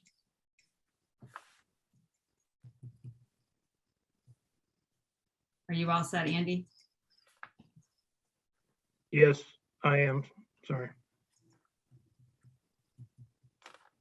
George, when you're ready, do you want to give a recommended motion? Yep, okay. Sorry, so the recommended motion that the town transfer $1,101,791.28 of unspent funds of certain capital projects. And I will bullet point Foster School renovations, $33,186.71. Middle school addition, $8,772.09. Middle school MSBA project, $1,008,134.60. And high school windows, $51,747.88, which funds were previously appropriated and raised by borrowing by the town. As such, remaining unspent funds are no longer needed to complete the capital projects for which they were originally borrowed, and shall now be transferred hereunder to help pay the costs of a new capital project approved under Article 23 of the 2021 annual town meeting. Open paren Plymouth River School Windows Project, close paren, all as authorized under MGL Chapter 44, Section 20. Second. Any further discussion? Okay, we come to vote. Bob, Aye.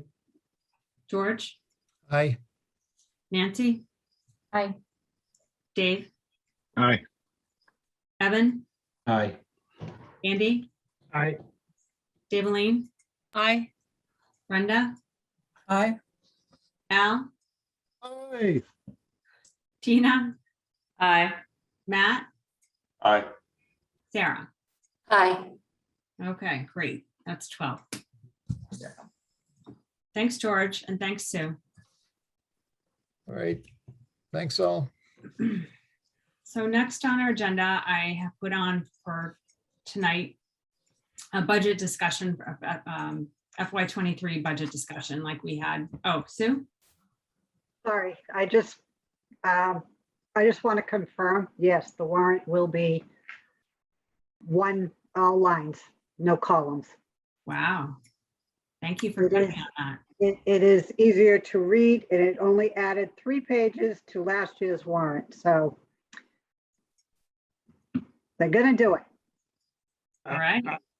I'll make a motion to amend our guidelines for warrant preparation so as to accommodate the change. That's a separate thing that needs to be worked out, because who knows if the printer's like, I don't do large grids or whatever. So we'll figure that out. Okay.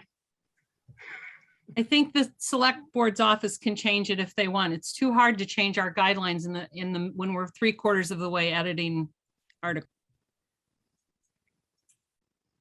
All right. Thanks for checking on that, Sue. Appreciate it.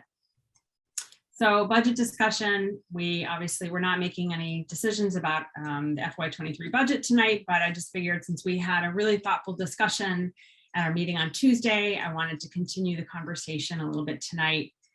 We will have a final forecast next Tuesday. We're going to meet jointly with the select board to hear that final forecast and also hear the capital outlay budget.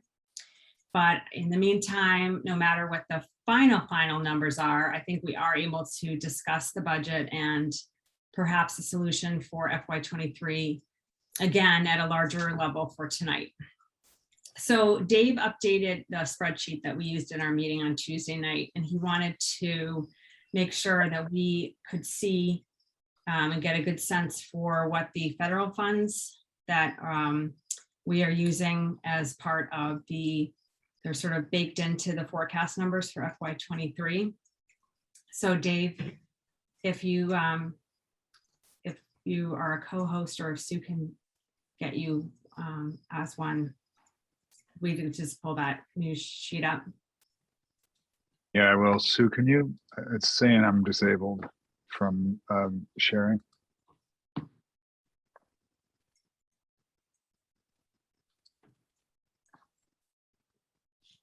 Oop, there we go.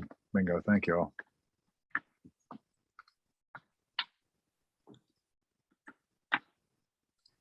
Thanks, Dave. So essentially the spreadsheet is the same, except Dave added in the red boxes information about the federal funds. So This is to highlight the use of one-time funds, which were already baked into the forecast for FY23. There are federal funds left over from our federal funds from last year, and they're usable this year, a total of $1,783,115. And you can see the breakdown on the bottom red box that essentially $1.38 million is ARPA, and that's the American Rescue Plan. And then the other one is ESSER, which is funds directed to the schools. So the point in calling out these one-time federal funds is that they will not be available to use next year for FY24. So with the municipal and education additional requests included in the level services budget deficit, that the FY24 budget process will begin next year with what would be $5.5 million. And that is before taking into account expense increases such as salary adjustments, such as longevity, steps and lanes, and new contracts. So this deficit of $5.5 million would be baked in before any additional positions and services have been identified as a result of strategic budget planning and preparation for an override.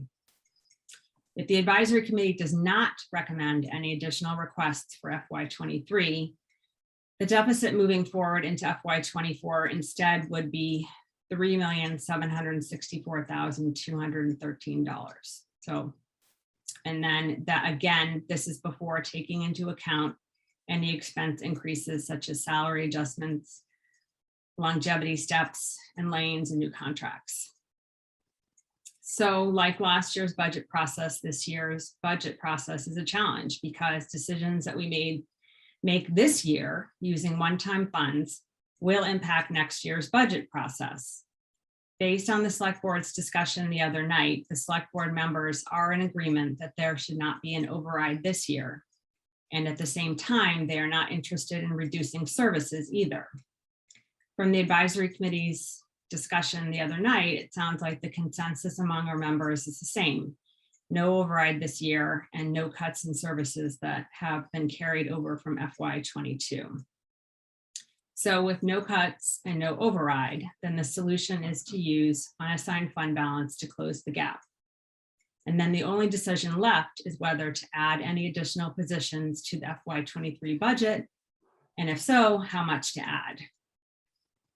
So once again, we find ourselves at a crossroads with this year's decision impacting next year's budget process. Last year, we and town meeting unanimously added 36 positions to the budget, and those positions are still in the FY23 budget request. And for the second year in a row, we do not have recurring funding sources to fund the budget request. At the same time, we've heard from both municipal and school sides that they have unmet needs. It's a very difficult position that the advisory committee finds itself in again this year. So I'm sure you've all been thinking about the budget this year, especially since our conversation the other night. And I wanted to let you know that when I'm thinking about the budget decisions that we have to make this year, I consider the following. It is understood that there will be an override request put to town meeting next year to address structural deficits in budgets, both on the municipal and school sides. And the voters will get to decide what kind of services this town will provide. The town enjoys a healthy excess unassigned fund balance. And as we have reviewed in several meetings lately, there is a plan to use that excess unassigned fund balance for the uses intended and within the town's financial policy to make investments in capital and blunt the tax impact on the large projects we have planned for the near future. And that the town is in an enviable position right now to be able to cover in part the important budget additions from last year because we have some excess unassigned fund balance left over to use. And that keeps us from having to cut what we added last year. On the municipal side, while there are all worthy requests and some positions may end up paying for themselves, they may not be requests that we cannot live without for one more year. And on the school side, the additional budget requests also appear worthy. But in both cases, we have to consider the needs in context of the town's overall budget picture. So that's my very long preamble to, if anyone wants to talk about the budget, we can take the screen sharing off. Or if anyone has any questions for Dave about what he's updated on our spreadsheet. That I just wanted to sort of frame the discussion.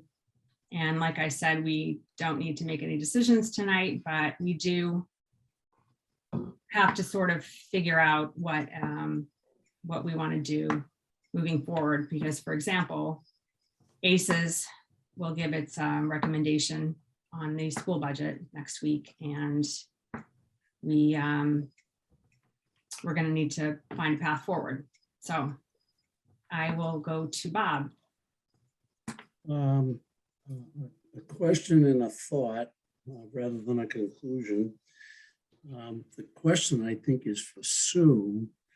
In view of the last warrant article that we voted, I take it that the borrowing capacity that we were going to have for the Plymouth River School windows now will not be used. And I guess my question is, was We're that? still gonna have to borrow, Bob, because it's not gonna cover the whole thing. Okay, but we're going to get a reimbursement too from the MSBA, but I understand we have to pay that first. But was that for excluded debt? But No, hasn't It's within the levy. isn't that the article where it didn't get on the ballot so that it couldn't have been for excluded debt? And then we revised that with another article for this year's warrant? Yes, we did. Yes, And- because the and- funding source for last year was printed incorrectly. It was not ever meant to be excluded debt. It was always meant to be borrowing within the levy. And that was not done in the language that we passed at town meeting last year. So this year's town meeting will correct that funding source. And so does that free up non-excluded debt capacity that could be used within the budget to fund capital expenditures or conceivably other budget items? No, it doesn't, because we haven't borrowed it yet.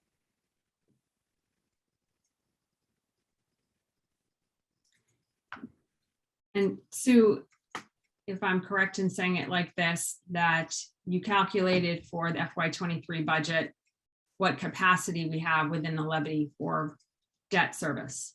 Yes, And in doing so, you total up the projects that you intend to, the town meeting would add to the debt service.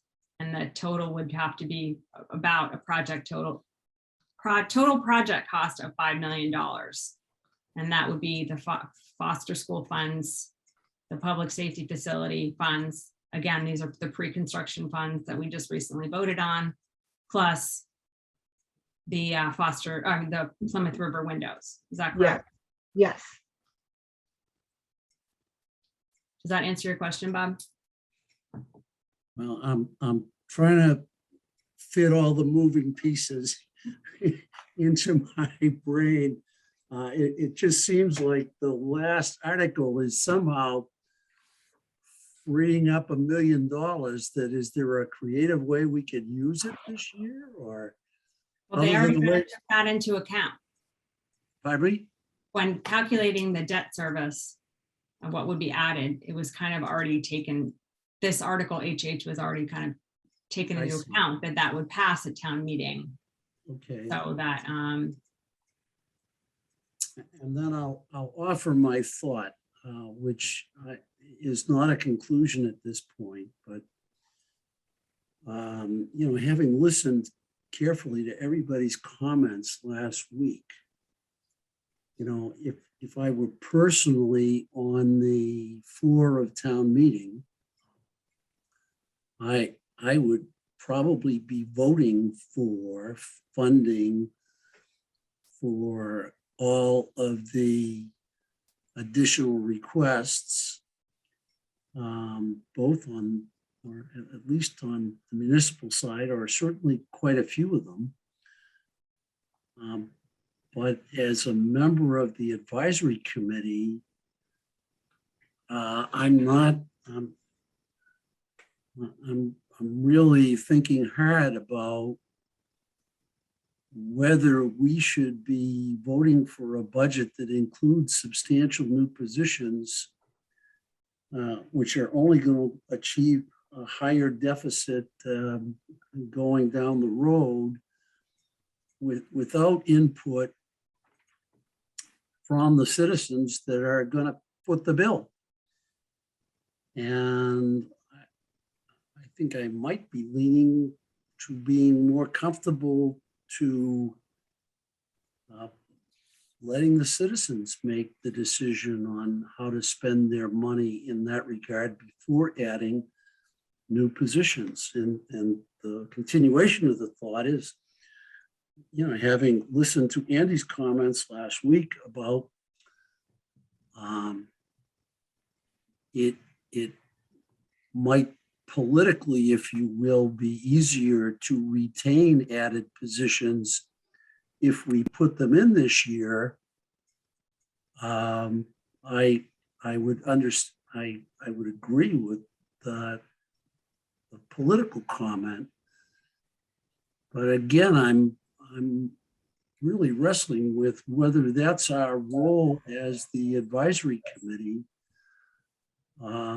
because we're basically talking about our fellow citizens' money next year and well into the future, because we would be upping the base of the budget calculations into the future if we are voting for a budget that is going to be increased by another $2 million over the $3 million deficit. So I haven't got to the bottom line, but to maybe frame the parameters of the thoughts I've had since last week, I think that's all I have to offer tonight. Thanks, Bob. Nancy? I had a question for Sue. I thought on Tuesday's meeting, we were expecting this Thursday to get guidance on the health insurance. No, I got the rate, but you'll get it next Tuesday with the next forecast. Okay, so that is still not showing. We still don't know the impact of that. No, because we have to go through the revenue forecast group first, and then we can share it with everyone else. Okay, got it. Fair enough. Sorry. That's okay. And then Julie, are you going around the horn? I don't know what's I happening. didn't know if we needed to necessarily go around the horn. I just figured we could just sort of free will it. And if you want to sort of share what you're thinking, if it, you know, I'm happy to hear everyone's input and do it like that. I guess I'll throw out that I think I wouldn't be surprised if like all of us, I think most of us have had a lot of sleepless nights thinking about this. And I will say that I waver back and forth pretty dramatically in my thoughts on what we should be doing this year. And I guess I would say I like Bob, I haven't made a decision on what I would ultimately vote in favor of or against. I would say that on the one hand, you know, my morals and my ethics and in deference to Al's comments on Tuesday, that, you know, I do believe that, you know, I believe strongly that fund balance shouldn't be used for one-time expenses. And I also feel strongly, you know, when we look at the task force and the report that came out of the task force, I know there's been a lot of conversation about some of the more dramatic figures about some of the statistics about Hingham, but I actually came away thinking after reading that report, geez, like, you know, incomes have never been higher, house valuations have never been higher. Our tax rate is at the bottom compared to our comparable towns. Our fund balance has never been higher. So, you know, do I qualify this as an emergency? You know, it's hard to say that we're in an emergency situation in the town when the town is on paper doing quite well. So it's, you know, again, that would back up, why would we use fund balance in this particular situation? But then I flip that coin and I go running to the other extreme of that argument, which is, you know, we've been collecting taxes in this town, and taxes are different than money that I stick in my own savings account.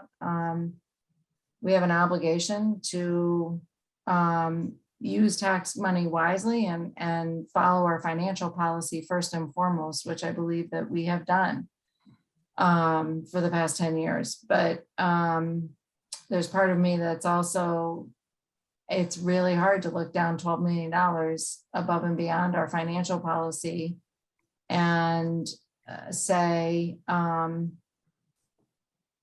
that holding on to that money for more years and deny current citizens services that they have requested that's hard for me to do as well. I'm not sure that I believe that that's prudent to hold on to money like that, such that we have been. So I'm really struggling with that. And I agree with Julie that when you look at the list on the municipal side and you look at the list on the school side, that there are many things that you can look at and say important, absolutely. Critical, such that we're going to go against our financial policy, I'm not sure. So I don't know that I've really I clearly haven't come to a conclusion, but I'm not sure that at the end of the day, I'm not sure that I could end up on either of those extreme corners. I feel like we need to figure out a way to do something without really putting ourselves in jeopardy next fall. Thanks, Nancy. Andy? Yes, I'm going to state my understanding of what the select board did regarding the budget. I talked about on Monday, and then asked Dave and Sue to correct me when I'm wrong and explain some things to me. Now, everything was fine and dandy until somebody, Sue, said you can't use the 2.1 from the stabilization fund. That would be the Cover. state. That is not Be Sue's the fault. state. I had Let's not nothing throw to Sue do under the with bus. I thought we always blamed Sue. No, at your peril, Andy, at your peril. Yeah, in any event, so once it was determined we did not have 2.1 million from the stabilization fund to use on operating expenses, the select board seemed to think everything went to hell in a handbasket. And in looking at their chart, you know, their original chart included the use of fund balance, included $7 million as future offsets for Foster and the public safety facility, 4.7 and 2.3 respectively, but not until fiscal years 26 to 28. And that I don't know where they ended up on that, but if it, under their prior use of fund balance, unassigned fund balance, they ended up with a remainder of 1,989,000 and unassigned fund balance in excess of the 20%. And 1,989 is virtually 2 million. So I guess when I looked at it, I thought to myself, why don't you take the 2 million out of the fund balance, bring it down to exactly 20%. And if you need another 100,000, then maybe take another $100,000 by reducing by $50,000 each the future offsets to foster and public safety facility, and you end up back where you were.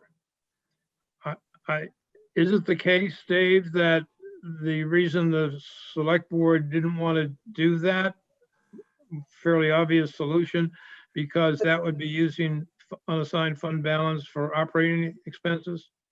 Now, the 2 million left, Andy, was basically for Article K. You know, when we have to transfer to the reserve fund for like snow and ice and legal.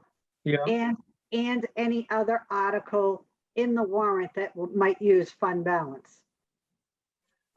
So the remainder of 1.989 would go back into a reserve fund. We're not sure.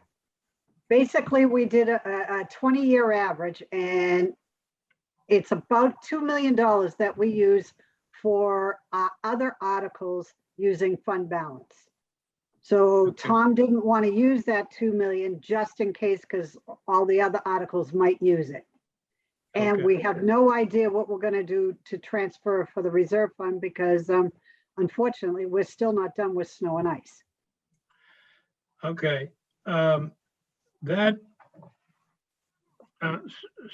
strikes me as probably a thin reed. I mean, why wouldn't we,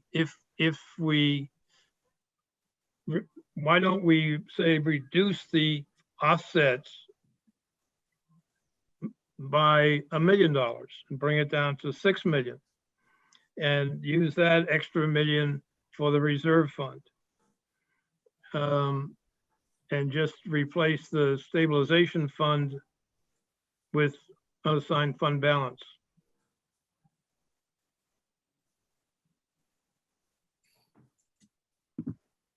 That I don't understand. Replace the stabilization fund? Well, here's my thinking. I guess I'm not explaining very well. The town administrator and the select board seemed comfortable with the budget, with the 2.1 from the stabilization fund being available for operating expenses. And then they spent $10 million from unassigned fund balance on various capital expenditures, including these $7 million in future offsets, which are pretty far down the road, frankly. But then when the 2.1, when they were told that they couldn't use the 2.1, they didn't have it to use for operating expenses, everything has fallen apart. And what I was saying is that you have virtually that 2.1, and you could by just taking the reserve funds down to 20% or 19.5% or 20% plus reducing the offsets to foster and the public safety facilities from 7 million to 6 million. So why isn't that a solution? I mean, I think when it's a sufficient emergency situation when everybody who has any say in this is struggling so mightily to close a budget gap that's that's a relatively small percentage of the total budget. when we have this unassigned fund balance of $12 million? I guess, what am I missing? So Andy, if you don't mind me jumping in, No, please. I see what you're saying. And so basically without the use of the $2.1 million from the stabilization fund, unassigned fund balance is just going to have to take that place. Yeah. And the select board, when they had their meeting the other night, they, the solutions to closing the budget gap that we always had. I mean, even before we were going to use the $2.1 million, we had the gap then we were going to use the stabilization fund, and then we can't, but there was always a gap, right? So if they can't, the discussion they had the other night was, do you do an override to close the gap and maybe add additional services, or do you plug with unassigned fund balance? Or do you cut services? So they had that discussion and they decided they were comfortable with the idea of closing the budget gap with unassigned fund balance. To my knowledge, I watched the recording of their meeting. I didn't hear them weigh in about whether they thought that there should be any additional requests as part of or not part of the closing of the gap. But for advisory committee, we do have choices about the additional requests, right? So we close the gap and either we use a ton of unassigned fund balance to close the gap and leave in all the additional requests that are in there right now, or like we always do or have done in the past before FY22 budget, you strip out all the additional requests, you close the gap, and that usually, by stripping out the additional requests, that gap pretty much closed, right? And then we would decide or came close to closing. And then we had a little bit of cushion, a little extra money left, and then we would add things in based on the priority list from the town administrator's office and whatever we could fit in on the school side. Remember those days? I know it seems like forever ago, but does that make sense? Well, it does make sense, except I guess I don't know, what was the gap when they thought they had 2.1 from the stabilization fund to use for operating expenses? $1,563,000 Okay. And how are they going to close that? fund balance. Well, it was a choice. It was still a choice at that point. Yeah, could be plugged with fund balance, or you could plug it in a way by stripping out the $1.6 million of additional requests. All right. Okay. Right. All right. Yeah. Right. Okay. So that, and they grunted and groaned about the additional requests, but didn't finally make a decision. I think they were looking to us for some guidance on that question, frankly. But so they were willing to spend or consider as an option spending up to 1.6 million in operating expenses from fund balance. Yes. Okay. And I'm suggesting that we strip away another million from the offsets to foster and public safety. So it reduces it to 6 million or so that we can both cover the deficit and cover all or virtually all of the new requested additional requests. So, excuse me, additional requests. So you're comfortable with having added all those positions last year and then add everything that both the municipal and the school sides have requested this year, so that we would carry over into FY 2024 budget process at least $5.5 million of deficit. Correct, because I haven't taken a second look at the school's additional requests, and I will. But my point is, as was pointed out earlier when we discussed the override by Bob, with the override, one has to present a balanced budget without the override. So that balanced budget would undo all of the additional positions that will be put in this year. And perhaps some of the additional positions that were put in last year in the schools. Because I don't know where else, I mean, everything else seems to run pretty lean. But that's the choice that you would present to the voters. Do you think, having seen these positions in operation for a year, do you think they are worth continuing at the cost of an override? Or were you not impressed with the additional positions over the past year or two, such that you would prefer no override, but a cut in services? And here's what it would look like. And Anything that's added this year is not even what would be added potentially next year to the override based on the completion of strategic planning by the schools or review by the municipal side about what they want to do to make sure that the budget is structural budget deficits have been addressed. but okay, I missed the first part of what you said in that sentence. I'm just not challenging, but I'm just putting out there that if you add, all the additional requests this year, and then Right. that's gonna carry forward to next year. And as you say, the voters would have a choice in the override to back that out essentially, if they don't want Right. to keep those positions. Yeah, But then that override that, is being planned for next year, or we have to assume that they're planning that for next year, is also going to include positions or services as a result of, there's going to be strategic planning that's ongoing right now with the schools. And then on the municipal side, there's also planning about what is missing on the municipal side. Because there are, as we know, we have structural budget deficits, even in like police overtime or snow and ice, things like that. So that would be in addition to what was carried over that was added this year. So you want to add that all to be. yeah, that's correct. I mean, that you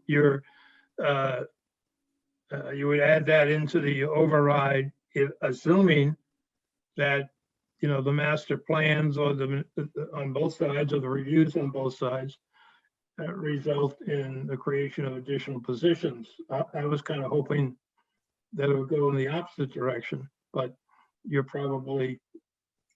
Well, we don't know. No, and there aren't many master plans that result in fewer people on the payroll, but I could be surprised. Now, there is, I hold out the hope, which may not be worth a nickel, that of the 34 positions the 32 full-time positions and the 2 contractual positions that were added last year by the school department, that some number of them could be phased out with the pandemic ending. I don't know, but that was sold as a recovery budget. And the little that I've read about it, and believe me, it's very little, is that the school children have recovered remarkably more than was anticipated. So I better stop because I'm starting to wander. And I don't Thanks, mean to. Andy. Appreciate it. Brenda? Sorry, I have to go back a step. I have been trying to figure out what the stabilization fund is. I've tried going to the website many times and not getting much information about it. So I think at this point, the important question is, since we found out we couldn't use it the way we intended to this year, has there been figuring out how it can be used in future years? Well, that was Article G, what we took up the other night. So Right. it's a payment that we have, a steady payment that we're gonna continue to pay out each year until the life of those bonds ends. Okay, and will that use up the 2.2 million? Yes. Yes, well, Okay, fair enough. Okay, thanks. In how many years? oh, to 2035. So it's what, 180,000 a year, something like that? 178, 836. We voted on the other night. Yes, yes, yes. I do remember that. I didn't remember it exactly as 178, 836, but My experience. I of see it in not- my dreams, Annie.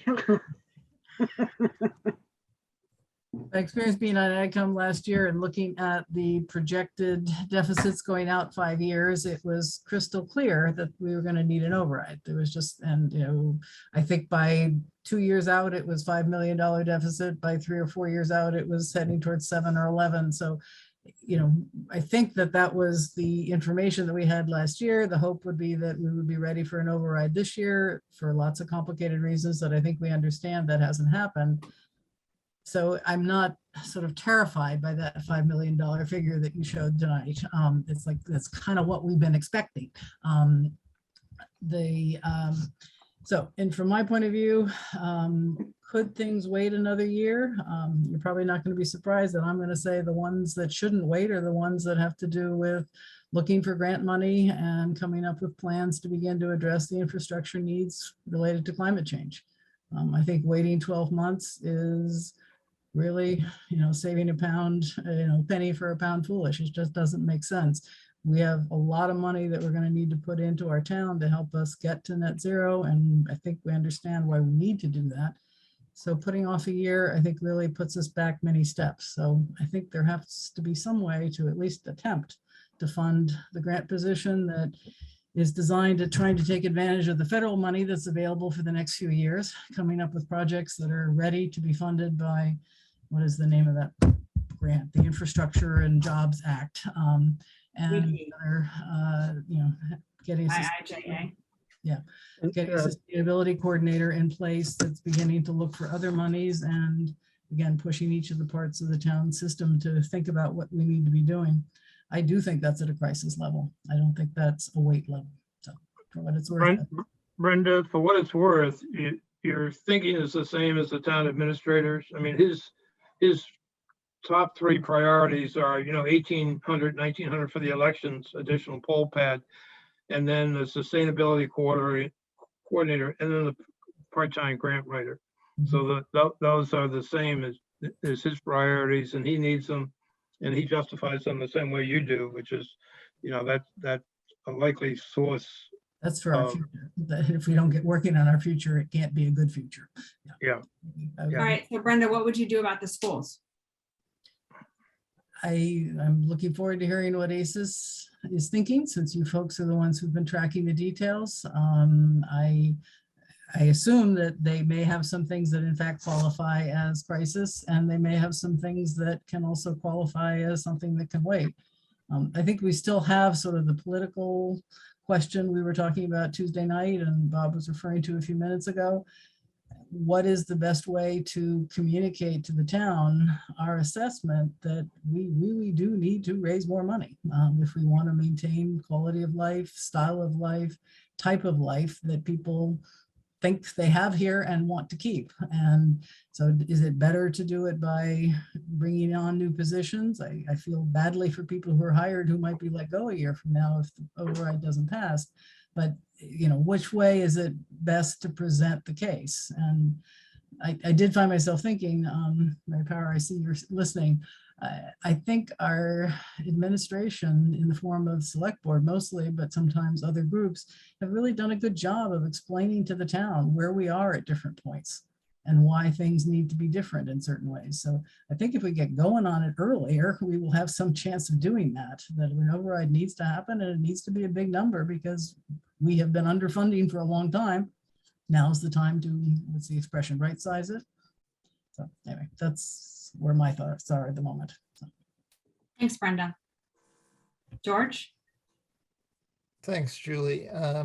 Like everybody else, I've spent many a sleepless night going back and forth on this issue, and I won't repeat a lot of what I said last time, but I think there's a couple of things that we can all agree on. One is that, we have a plan to substantially use most of our excess fund balance, either next year or a couple of years down the road. But it is definitely, there is definitely a plan to use it and in ways that are consistent with our policy. And I think that that have a real positive impact on the citizens of the town. The next thing that I would say is that, I have looked at the school positions. I could flip a coin on a couple of them, but I think for the most part, they're reasonable and they're positions that that we should fund. It's at some point in time. And I would say the same thing for the town positions that I've seen. I don't see any instances where any of these positions are really outlandish or out of step with the goals and aspirations of the town. I also have a hard time with the let's fund some of the positions argument, because that seems to me to be a slippery slope. And it's like, where do you draw the line? And why have you drawn the line here? And why not this position if you did that position? So it really, I think, gets into a bit of a catfight at that point. The other thing that, the way I've sort of equated things in my mind is that last year, under fairly, dramatic circumstances that we all agreed needed some really positive actions, we essentially took out the town credit card and we used it because we didn't have any money to pay for the 36 positions that we were adding. So we just whipped out the credit card and said, okay, we'll deal with that next year. Well, next year is now come and gone, and we really didn't get to where we thought we would be, which would be the override. So now we're going to go forward another year without a stream of revenue to pay for the 36 positions we've added. And now there's a request for some $1.7 million in additional positions that, again, we're being asked to take the credit card out and pay for. And then come the spring of 23, we're going to put this override position to the voters, and we're going to say, we've already spent a lot of your money, even though you didn't really authorize us to do that by agreeing to raise your taxes. And now we're coming to you and saying, we really want to raise your taxes because, oh, all those positions that we added, we might have to lose those. And it seems to me that the thing to do is to go to the voter and say, we would like to add these positions. We feel they're necessary. Here are the reasons why they're necessary. We would have liked to add some of them last year, but we didn't have any money to add them. And now what we would like to do is to just ask you to increase your taxes, approve this override, and let us hire these positions that we all feel we need. And that I think is the fiscally responsible way to approach it. I think it shows respect for the voters. As I think it was Al who said last year, our position is strong. Last week, our position is stronger if we draw the line here and say, we're not going to add any new positions this year. We go to the voters and we say, we held the line. We knew those positions were worthwhile. We knew those positions were good. They were valuable, but we didn't have any money for them. And we didn't want to hire people here and approve these positions without money to pay for them. And now we're asking you to join with us, vote the override, increase your taxes, and we'll bring in the people to provide the services that we feel are appropriate. So that's, more and more when I wake up in the middle of the night, I keep going over in that direction. So I think I'm joining with those who are kind of saying no new ads this year, no matter how valuable we think they are. And let's just do this right. Let's present the case to the voter and let the voter decide. Thanks, George. Al? Hi. So I guess one of the benefits of a simple mind is I haven't had sleepless nights about it. In a sense, I do. I feel really strongly. I was on board last year. We was grumpy about it, but I understood there was a crisis situation. And I just have a really big problem with the notion of we need to do an override, and it can only be an override to balance the budget. So let's make the budget as big as possible so that we can fund what we think we need, and do it before people really have a choice to talk about it or decide, because we're presenting it to them because we've already done it and we'd like you to pay for it now. I mean, I know there was an example given last week, and I know it was almost like I gave a kid a credit card and he went off and he bought a car and he said, I bought this car, Dad, and I want you to pay for it now. And I wouldn't be psyched about it. And I don't think it's a fair thing to decide. And I don't think we're in a position to even decide which ones are meritorious or not. I think it's a clear situation. Anyway, I think that's the fair thing to do. So I in light of going on for a long time, that's where I am. Thank you. Thanks, Al. Dave? Thanks, Julie. And thanks to everybody who's spoken up. I know this is particularly for some of the folks that are newer, it's particularly getting thrown in the deep end. I've only started thinking about this one hypothetical I'm going to pose to all of you to think about in the last couple hours, but I find myself looking back on the last 6 years of my AdCom budget conversations, and I just started asking myself, let's assume for the moment that the budget was balanced with recurring revenue for everything except the $1.7 million of new requests. So we've got all that we did last year is paid for. Doesn't matter how. Imagine yourself faced with 1.7 million of new requests and a balanced budget. How many of us would say, let's add those 1.7 million of new ads with fund balance this year and ask to pay for them with an override next year? You don't have to answer. I will answer for you, which is, I think, few of us would say that. I mean, it sounds a little bit nuts, right? Why wouldn't we just go to the voters and say, we think these 1.7 million are important and we want you to help us pay for them? And so I'm trying to distinguish that circumstance from the one that we find ourselves in, which is arguably much, much worse. We're not coming from a position of a balanced budget. We're starting with a minimum of 3.5 million of red ink spilling next year, maybe more. Well, certainly more once we roll things forward. And so I find myself saying, well, in that circumstance, how could I possibly, if I wasn't comfortable doing it when we were balanced and thought I should go to the voter, no matter how meritorious, and I'm setting aside last year's conversation because I think we can all stipulate that last year was extraordinary and we all signed on and put our thumbs on the table and said, that's what we're going to do. But that's what I wrestle with now, is this hypothetical and in this context. And it's the metaphor we've heard mentioned many times.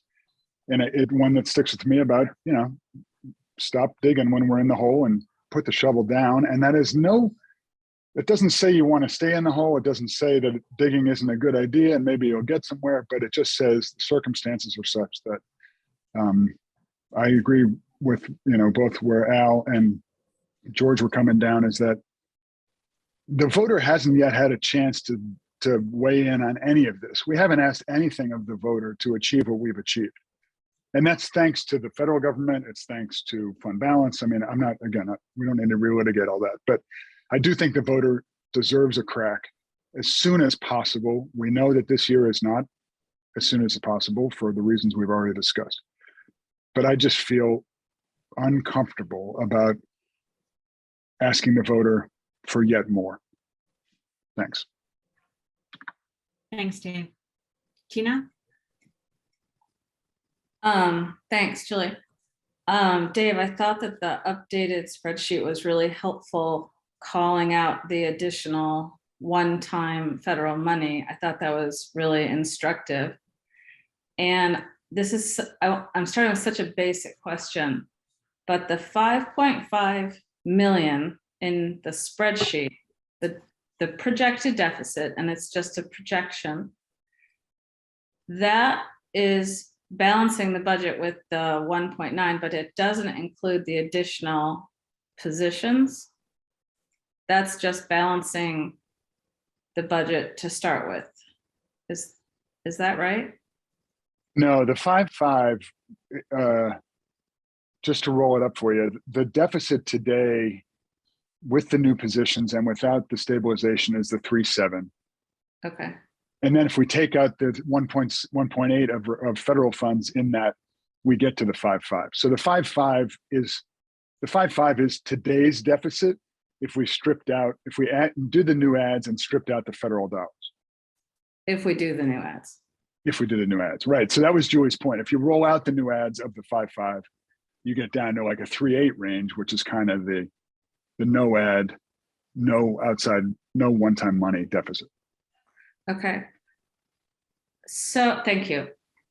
So when I support foster the public safety facility building and override these new ads, like I really support all of this, but I agree that the voter has not had their chance to weigh in and hear this.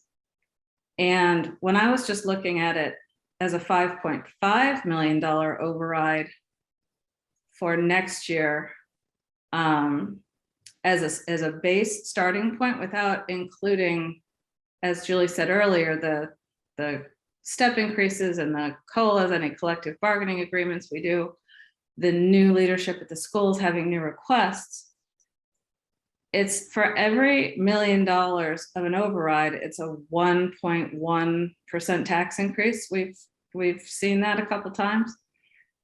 So starting at $5.5 million on top of our 2.5, Proposition 2.5, that's an immediate 8% tax increase to the voter just on that 5.5. The largest override done in Massachusetts was the $10 million done in Winchester last year for COVID, but average overrides in Massachusetts are around $2 and $3 million. I just think this is an extraordinary amount of money to come to the voter with and say, oh, by the way, this is money we've already spent. And we potentially want to even add more to it. So I am very hesitant to dig this hole any deeper when I start looking at the actual impact to the voter who didn't have any real say in the matter for money that we've already spent. I think that's it. Thanks, Tina. Al? Sorry, there's one other point I wanted to make. There were a couple of years when I was at South Shore Hospital when we were having some real fiscal challenges. And I remember we came up with the phrase, never waste perfectly good chaos. And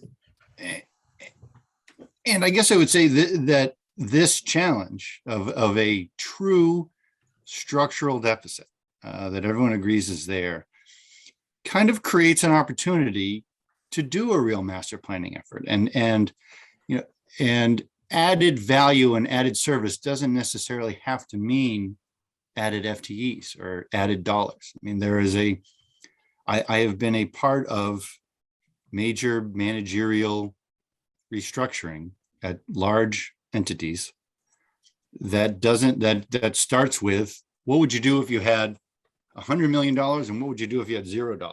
And there's a real value to evaluating what resources do you have, how can they be reallocated, what are critical points that need to be served, and what are the resources that we could allocate to address those.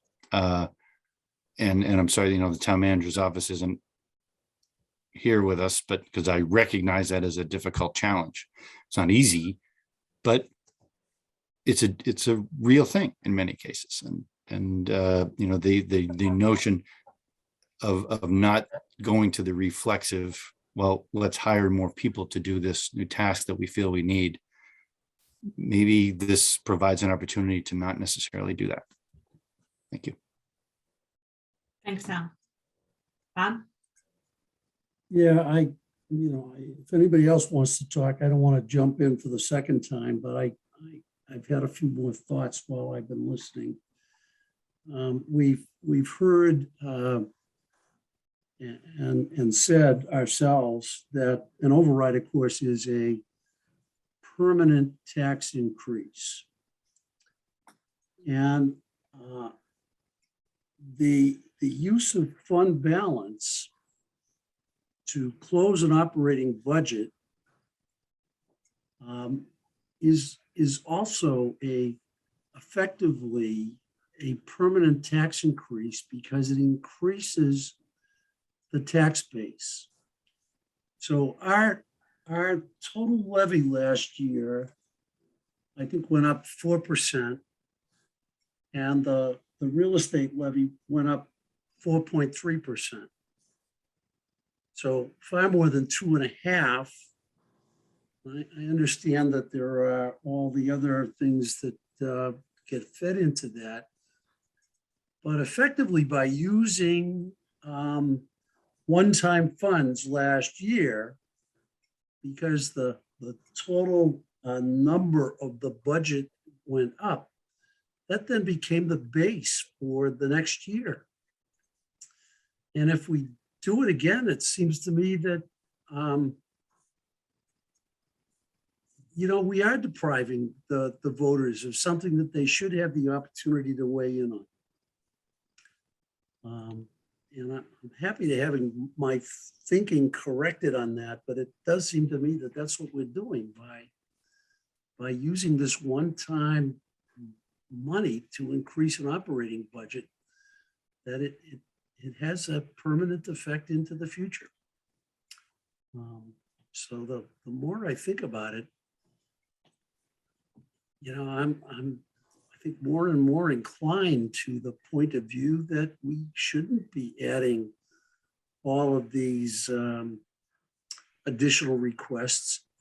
And I've been a fan of a grant writer ever since I've been on the AdCom. I've advocated for a grant writer in the past. Love to see it happen. Love to see people find the money to do it. Even by knocking out all of the additional requests this year, we're still going to be using fund balance and still going to be affecting what people are going to be paying in taxes. And there's probably still enough of an emergency left that we can justify the use of unassigned fund balance for one-time expenses. But I'm becoming not much in favor of funding the additional requests without citizen input. I thought that George's idea expressed last week of the potential for the submission of a supplemental budget to the special town meeting this fall was an idea worth exploring. I know that Tom Mayo and John Coughlin wanted to see about the possibilities for that, but I don't know, Julie or Sue, whether anyone has an answer to that. Well, I can follow up. Well, I think I'll leave it there then. Okay, thanks, Bob. David Lee? So I think I said this mainly last week, but maybe I didn't. I do see the first 3 additional requests as different. and I say that first three and what the town administrator's most recent recommendation list was.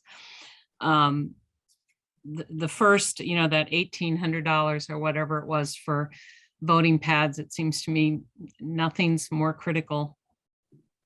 And I think that's true. Nothing is more critical than supporting democratic voting. So I think the grant writer, I guess if I were to try to rank between the grant writer and the sustainability coordinator, I would rank the sustainability coordinator ahead of the grant writer. I would be interested, there's been some talk that Senator O'Connor has indicated there would be grant money for that position.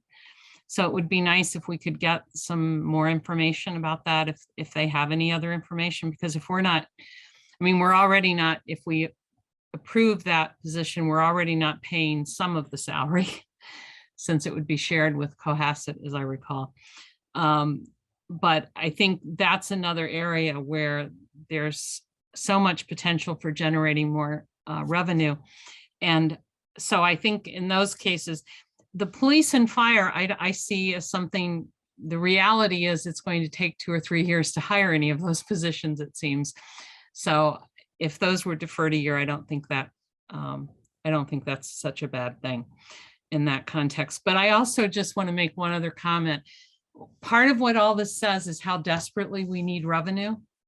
So I really want to encourage people to watch that select board discussion of the real estate transfer fee, because that's a revenue stream. And so part of the problem here, I recognize expenses are an issue, but so is revenue. So we might think about that in our discussion. I realize that's not an immediate, but this is my 4th year on AdCom. We've never had an easy budget. Well, maybe the first year actually, because I think that was pretty easy. I guess that was preparing us for how bad we were going to pay in the future. So anyway, that's my thoughts. Daveline, what do you think about the school budget though? Do you have any opinion about that? About those requests? I have not. I'm much like Brenda. I'm waiting to hear what ACES thinks. My view is we have a group that's really tuned in more to that discussion. And so I want to hear from them. Okay. Nancy? Thanks, Julie. One of the things that I wanted to harken back, one more comment just on the sustainability. Not the sustainability, I don't know where that came from. From the sustainable budget task force. One of the ideas that I'm very much intrigued with that they suggested was this idea, that there's a budget and we determine, and I'm throwing out numbers here, I don't know what they would be, but let's call it 60-40. And that you would say 60% of the budget went to the schools and 40% went to municipal. And when the boats rise, all boats rise. When boats go down, all boats go down. So that I find it something very intriguing. It's something I would love to see a little bit more study on, understand how it's worked for other towns. When I think about this and listen to this, we could go around the room here and we're going to get 15 different opinions on what's critical. For some of us it might be voting, for some of us it might be climate stuff, for other of us it might be police officers. We're all coming at it with our own personal bias. So I don't know that I think it was George who used the term that would become a cat fight, and I would agree with him that I don't know that that we can sit here and cherry pick that way. But I'm wondering if there is a way to say to come to some sort of, I don't know what it is, what the number would be, but say it was, you came up with that we're comfortable with $200,000 or $1,000, whatever it is, of using unassigned fund balance. And just saying, we're going to give 60% of it to the schools and 40% of it to the town. And you guys decide the priorities, because that's your job to decide the priorities. What we're going to do is just say that there's a threshold. So I totally respect the no new positions.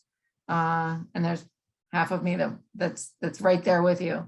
But I also just, if I would, again, think putting myself on the floor of town meeting. And the other thing that seems to be a recurring theme that everyone has said that's spoken tonight is, you know, we would, by using unassigned fund balance, we're spending the town's money without asking their permission. And if I were sitting on the floor of town meeting, I would say, well, just ask my opinion, my permission. And so we're in this weird catch-22 where we're demanding that they approve an override, but we never give them the chance to vote on an override. And we have kicked the can down the road. I mean, I've been on, this is my 4th year on AdCom, and we have talked about the need for an override all 4 of those years. And so the need is there. We all have known that the need is there. We've just never actually asked the question. So I'll just stop with that. Thanks, Nancy. Anyone have anything else they want to add tonight? Andy? Yeah, I want to reiterate a point I made last week or the week before, that that I don't think it's accurate to describe fund balance as one-time money. Since a fund balance memo has been produced, which goes back to 2010, the revenue surplus and the operating budget surplus have together exceed $3 million each year. So what we're saying is that the money, we understated how much revenue we were going to get in the year, and we overstated how much money we were going to spend. And we put that together, and that exceeds $3 million each year. It's a predictable number because of the track record. So and also it strikes me as, I don't know how to describe it, at least ironic, I suppose, that a surplus from under spending operating expenses can only be used for capital expenses. I mean, why does that follow? You would think it in some budgets that money would stay in the operating expense budgets of the entities to whom it was appropriated in the first instance. Now, in municipal government, you can't do that. If you don't spend it, you have to turn it back in, but it's operating expense funds that now become capital funds. So that's why I am sort of pushing for an aggressive look at expending excessive fund balance. And I also think, as Devlin mentioned, that some of the positions, you know, the budget additional expenditures from the municipal side, and I look back, well, I add parenthetically, I look back at the minutes or the video of the education budget presentation to the select board, and I couldn't figure out from looking at that what their additional requests were. So if I'm missing something, maybe somebody could send me an email and tell me where to look, but I couldn't tell you right now whether they're looking to hire new people or not. And I hope somebody can He has that educate me on. information. He'll give it to What? you. Dave What? has that information. He's going to send it to you. Okay, good. I appreciate that. But back to what I was saying, Devlin's point, we've had a hard time hiring firemen and policemen. So when we put in the budget, $355,000 to hire 4 more firefighters and $211,000 to hire 3 more firemen, put 3 more policemen, I agree with Devlin. It's not realistic to think that's going to happen in the next 12 months. So I don't know whether that means that we exclude that from the budget, or whether we just think that that's money that's going to get turned back into unassigned fund balance at the end of the year. And then we come next year with presumably with the same request, right?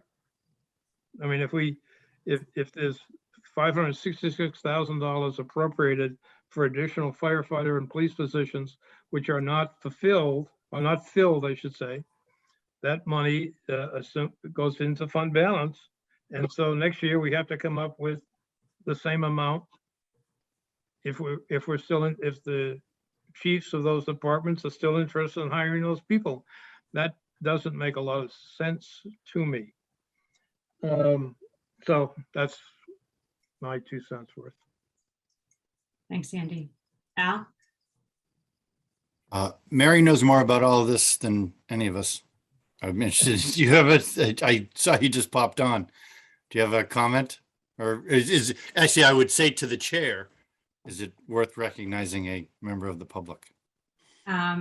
If advisory committee is done talking for now about the topic, then I would absolutely recognize a member of the audience who wishes to speak. So, Mary, if you could state your name and your address, please. Hey, good evening, Mary Power, 1 King Philip Path. I want to start out by saying thank you to all of you for all the great work you're doing, not only on the budget, but the warrant articles. I have chimed into various meetings, and I'm always just so impressed with the thoughtfulness, and I just really, as now a taxpayer, appreciate all the insight each one of you provide, both individually and collectively. There have been a lot of times where I've thought differently about an issue after listening to your discussion. And so thank you. And Al, thank you. I actually wanted to make 3 points, but I'm not going to offer a position on, what should be funded or what wouldn't, mostly because I don't have the line of sight into the current forecast the way you folks do. There was a reference to a forecast that I guess was done in the last couple weeks, and I haven't even seen it, but I just would make sort of 3 observations more about the process for your consideration. First of all, I think at the special town meeting in the fall, people are going to want to know order of magnitude what an override might be for next year. I think there's some awareness that there's an override coming, and if people are thinking about, am I willing to support the school? Am I willing to support the public safety facility? They're going to want to know sort of order of magnitude of an override.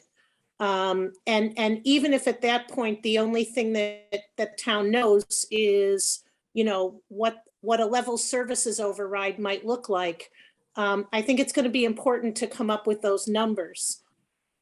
Which kind of leads me to the second thing.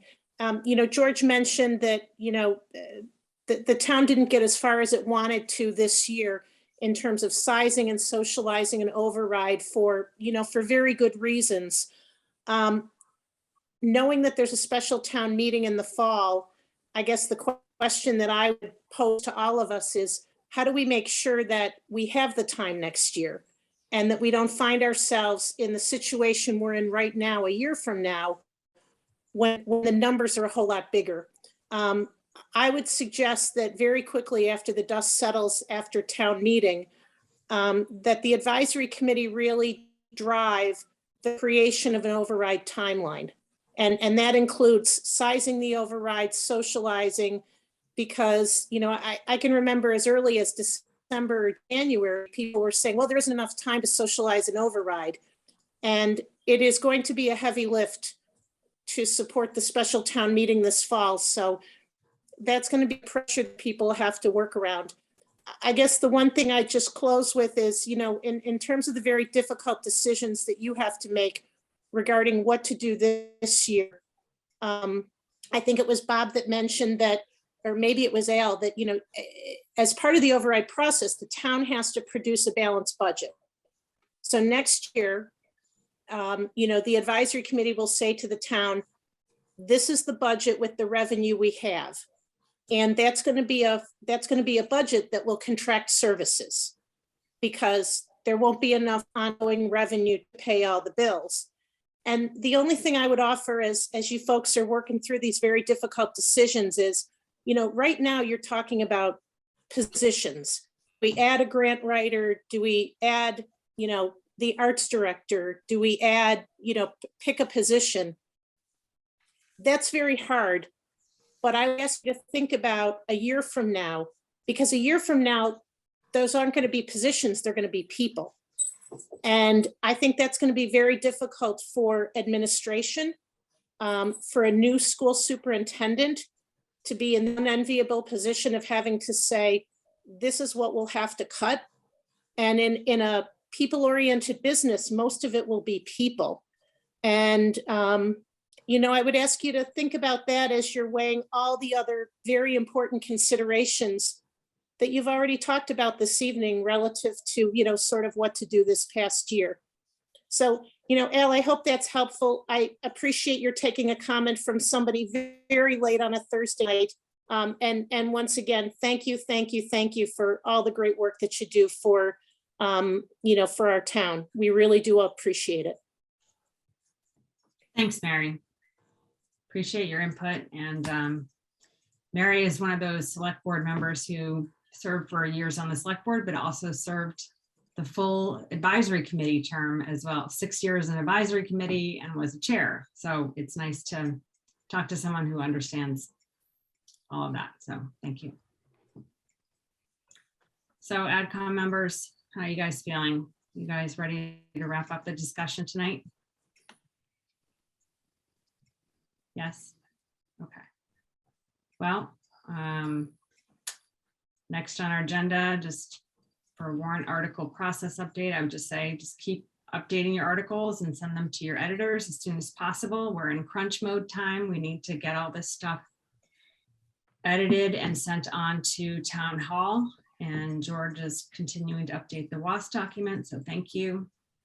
Let me know if you have any questions about where things are in the editing process, etc. So on Tuesday, we're going to have a joint meeting with the select board and the school committee and capital outlay. We're going to hear the final forecast and also the capital outlay budget. And then we're going to take up Article GG again and hopefully be able to take a vote on that article on Tuesday night. And then I'm just going to keep adding budget discussion to our agenda. Talk about it as needed. We might want to talk about things, especially after getting the final forecast. And then we do have zoning articles still outstanding. Andy, I need to talk to you offline about CCC and DDD, scheduling that because we've run out a lot of runway on that article, and I don't think we're going to have enough time unless my idea today was maybe do a joint meeting with the select board to hear CCC and DDD at the same time. So I'm just working on that and I'll get back in touch with you. Okay, Andy? And so please plan to meet next week on March 8th and March 10th, and then 15th and 17th.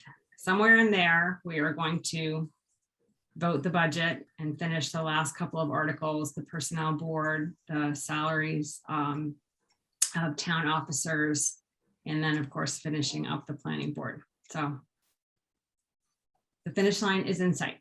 Dave. Thanks. Just a quick question on schedule, Julie. Is it critical that ACES is going to meet next Wednesday, the 9th? Yeah. I think I will post that as a possible vote night, but on the chance that perhaps we don't get to a vote, is it critical that ACES make a recommendation on the 10th, or could that happen on the 15th as well, from your standpoint? So right now I have penciled in for voting on the budget either on the 10th or the 15th. On the whole budget? On the 17th. I'm talking about the whole budget. So, yeah. Okay, so in a perfect world, you get an ACES recommendation on the 10th. Yeah. All right, well, we'll shoot towards that and do our best. Okay. I will be in communication when I hear things. And I'm sorry, Julie, did you say there will be a meeting on the 17th? I need to keep that possibility open. I'm sorry. But then we can all go to the snug afterwards and we could celebrate and it would be all over. Yay. But Let's do that on the 15th. yeah, I mean, if we can wrap it all up in the 15th, that's great. If you could just possibly just keep that little window open on the 17th for the 17th, just in case, right, George? All right. Yeah, I was going to ask you if you, because I was reading the Anchor today about the school committee coming back into in-person sessions, and do you have any thoughts on maybe slipping in one or two before the end of the year? Or, I mean, I don't know. I mean, I'm perfectly happy to do Zoom, but just didn't know if you had any thoughts. At this point, I was just sort of resigned to finishing out the year on Zoom, as much as I detest it, but That's good with me. uh, I don't have to go out to my car at the end of the meeting and get in a cold car and drive home. although the parking lot chat, that was always my favorite part of AdCom, which the first and second years don't know about that. But then we go out to the parking lot and be like, oh my God, can you believe? But anyway, well, George, let's talk about it. We'll think about it. Okay. Andy?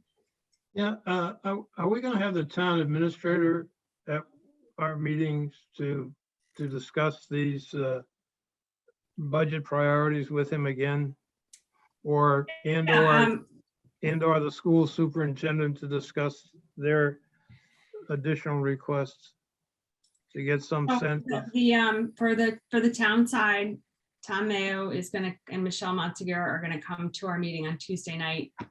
Well, after we have the joint meeting, but they're gonna come to talk to us a little bit more about GG, the real estate transfer article.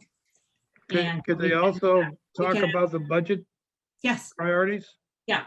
On the school Okay. side, the school committee has the opportunity to discuss priorities and discuss the budget with ACES. So they would be part of the last ACES hearing on the hearings on the 9th or the 10th. Right, Dave? Sure. Yes. It wasn't a real enthusiastic, sure, Yeah. Dave. Dave, send me their list of priorities, okay, or additional requests. I sent you the list, Andy. You should have it, and it is their presentation of it, not mine. So don't yell at me for it being maybe less than obvious what's going on there. I will just say, though, for everyone's sake, we'll certainly remind you of it at the time of our presentation. But recall that we don't necessarily have the same discretion with respect to line item positions as we do on the town side. I mean, we give the schools money, not positions. It's a little bit different on the municipal side. I know you know that, Andy, but just for everybody else's sake, it's a little bit of a Chinese wall between AdCom and the school committee. So That's why I love getting all these letters that say how outrageous it is that the AdCom has prevented the school from hiring an art director, yay, these many years. To just local folks and local voters, that's just how they understand it. So anyway, okay. So, and could I have, unless there are any other questions, may I have a motion to adjourn? Motion to adjourn. Second. Bob? Aye. George? Hi. Nancy? Aye. Dave? aye. Andy? Yes, aye. Daveline? Aye. Brenda? Aye. Al? Aye. Tina? Aye. Matt? Oh, we lost him. Sarah? Aye.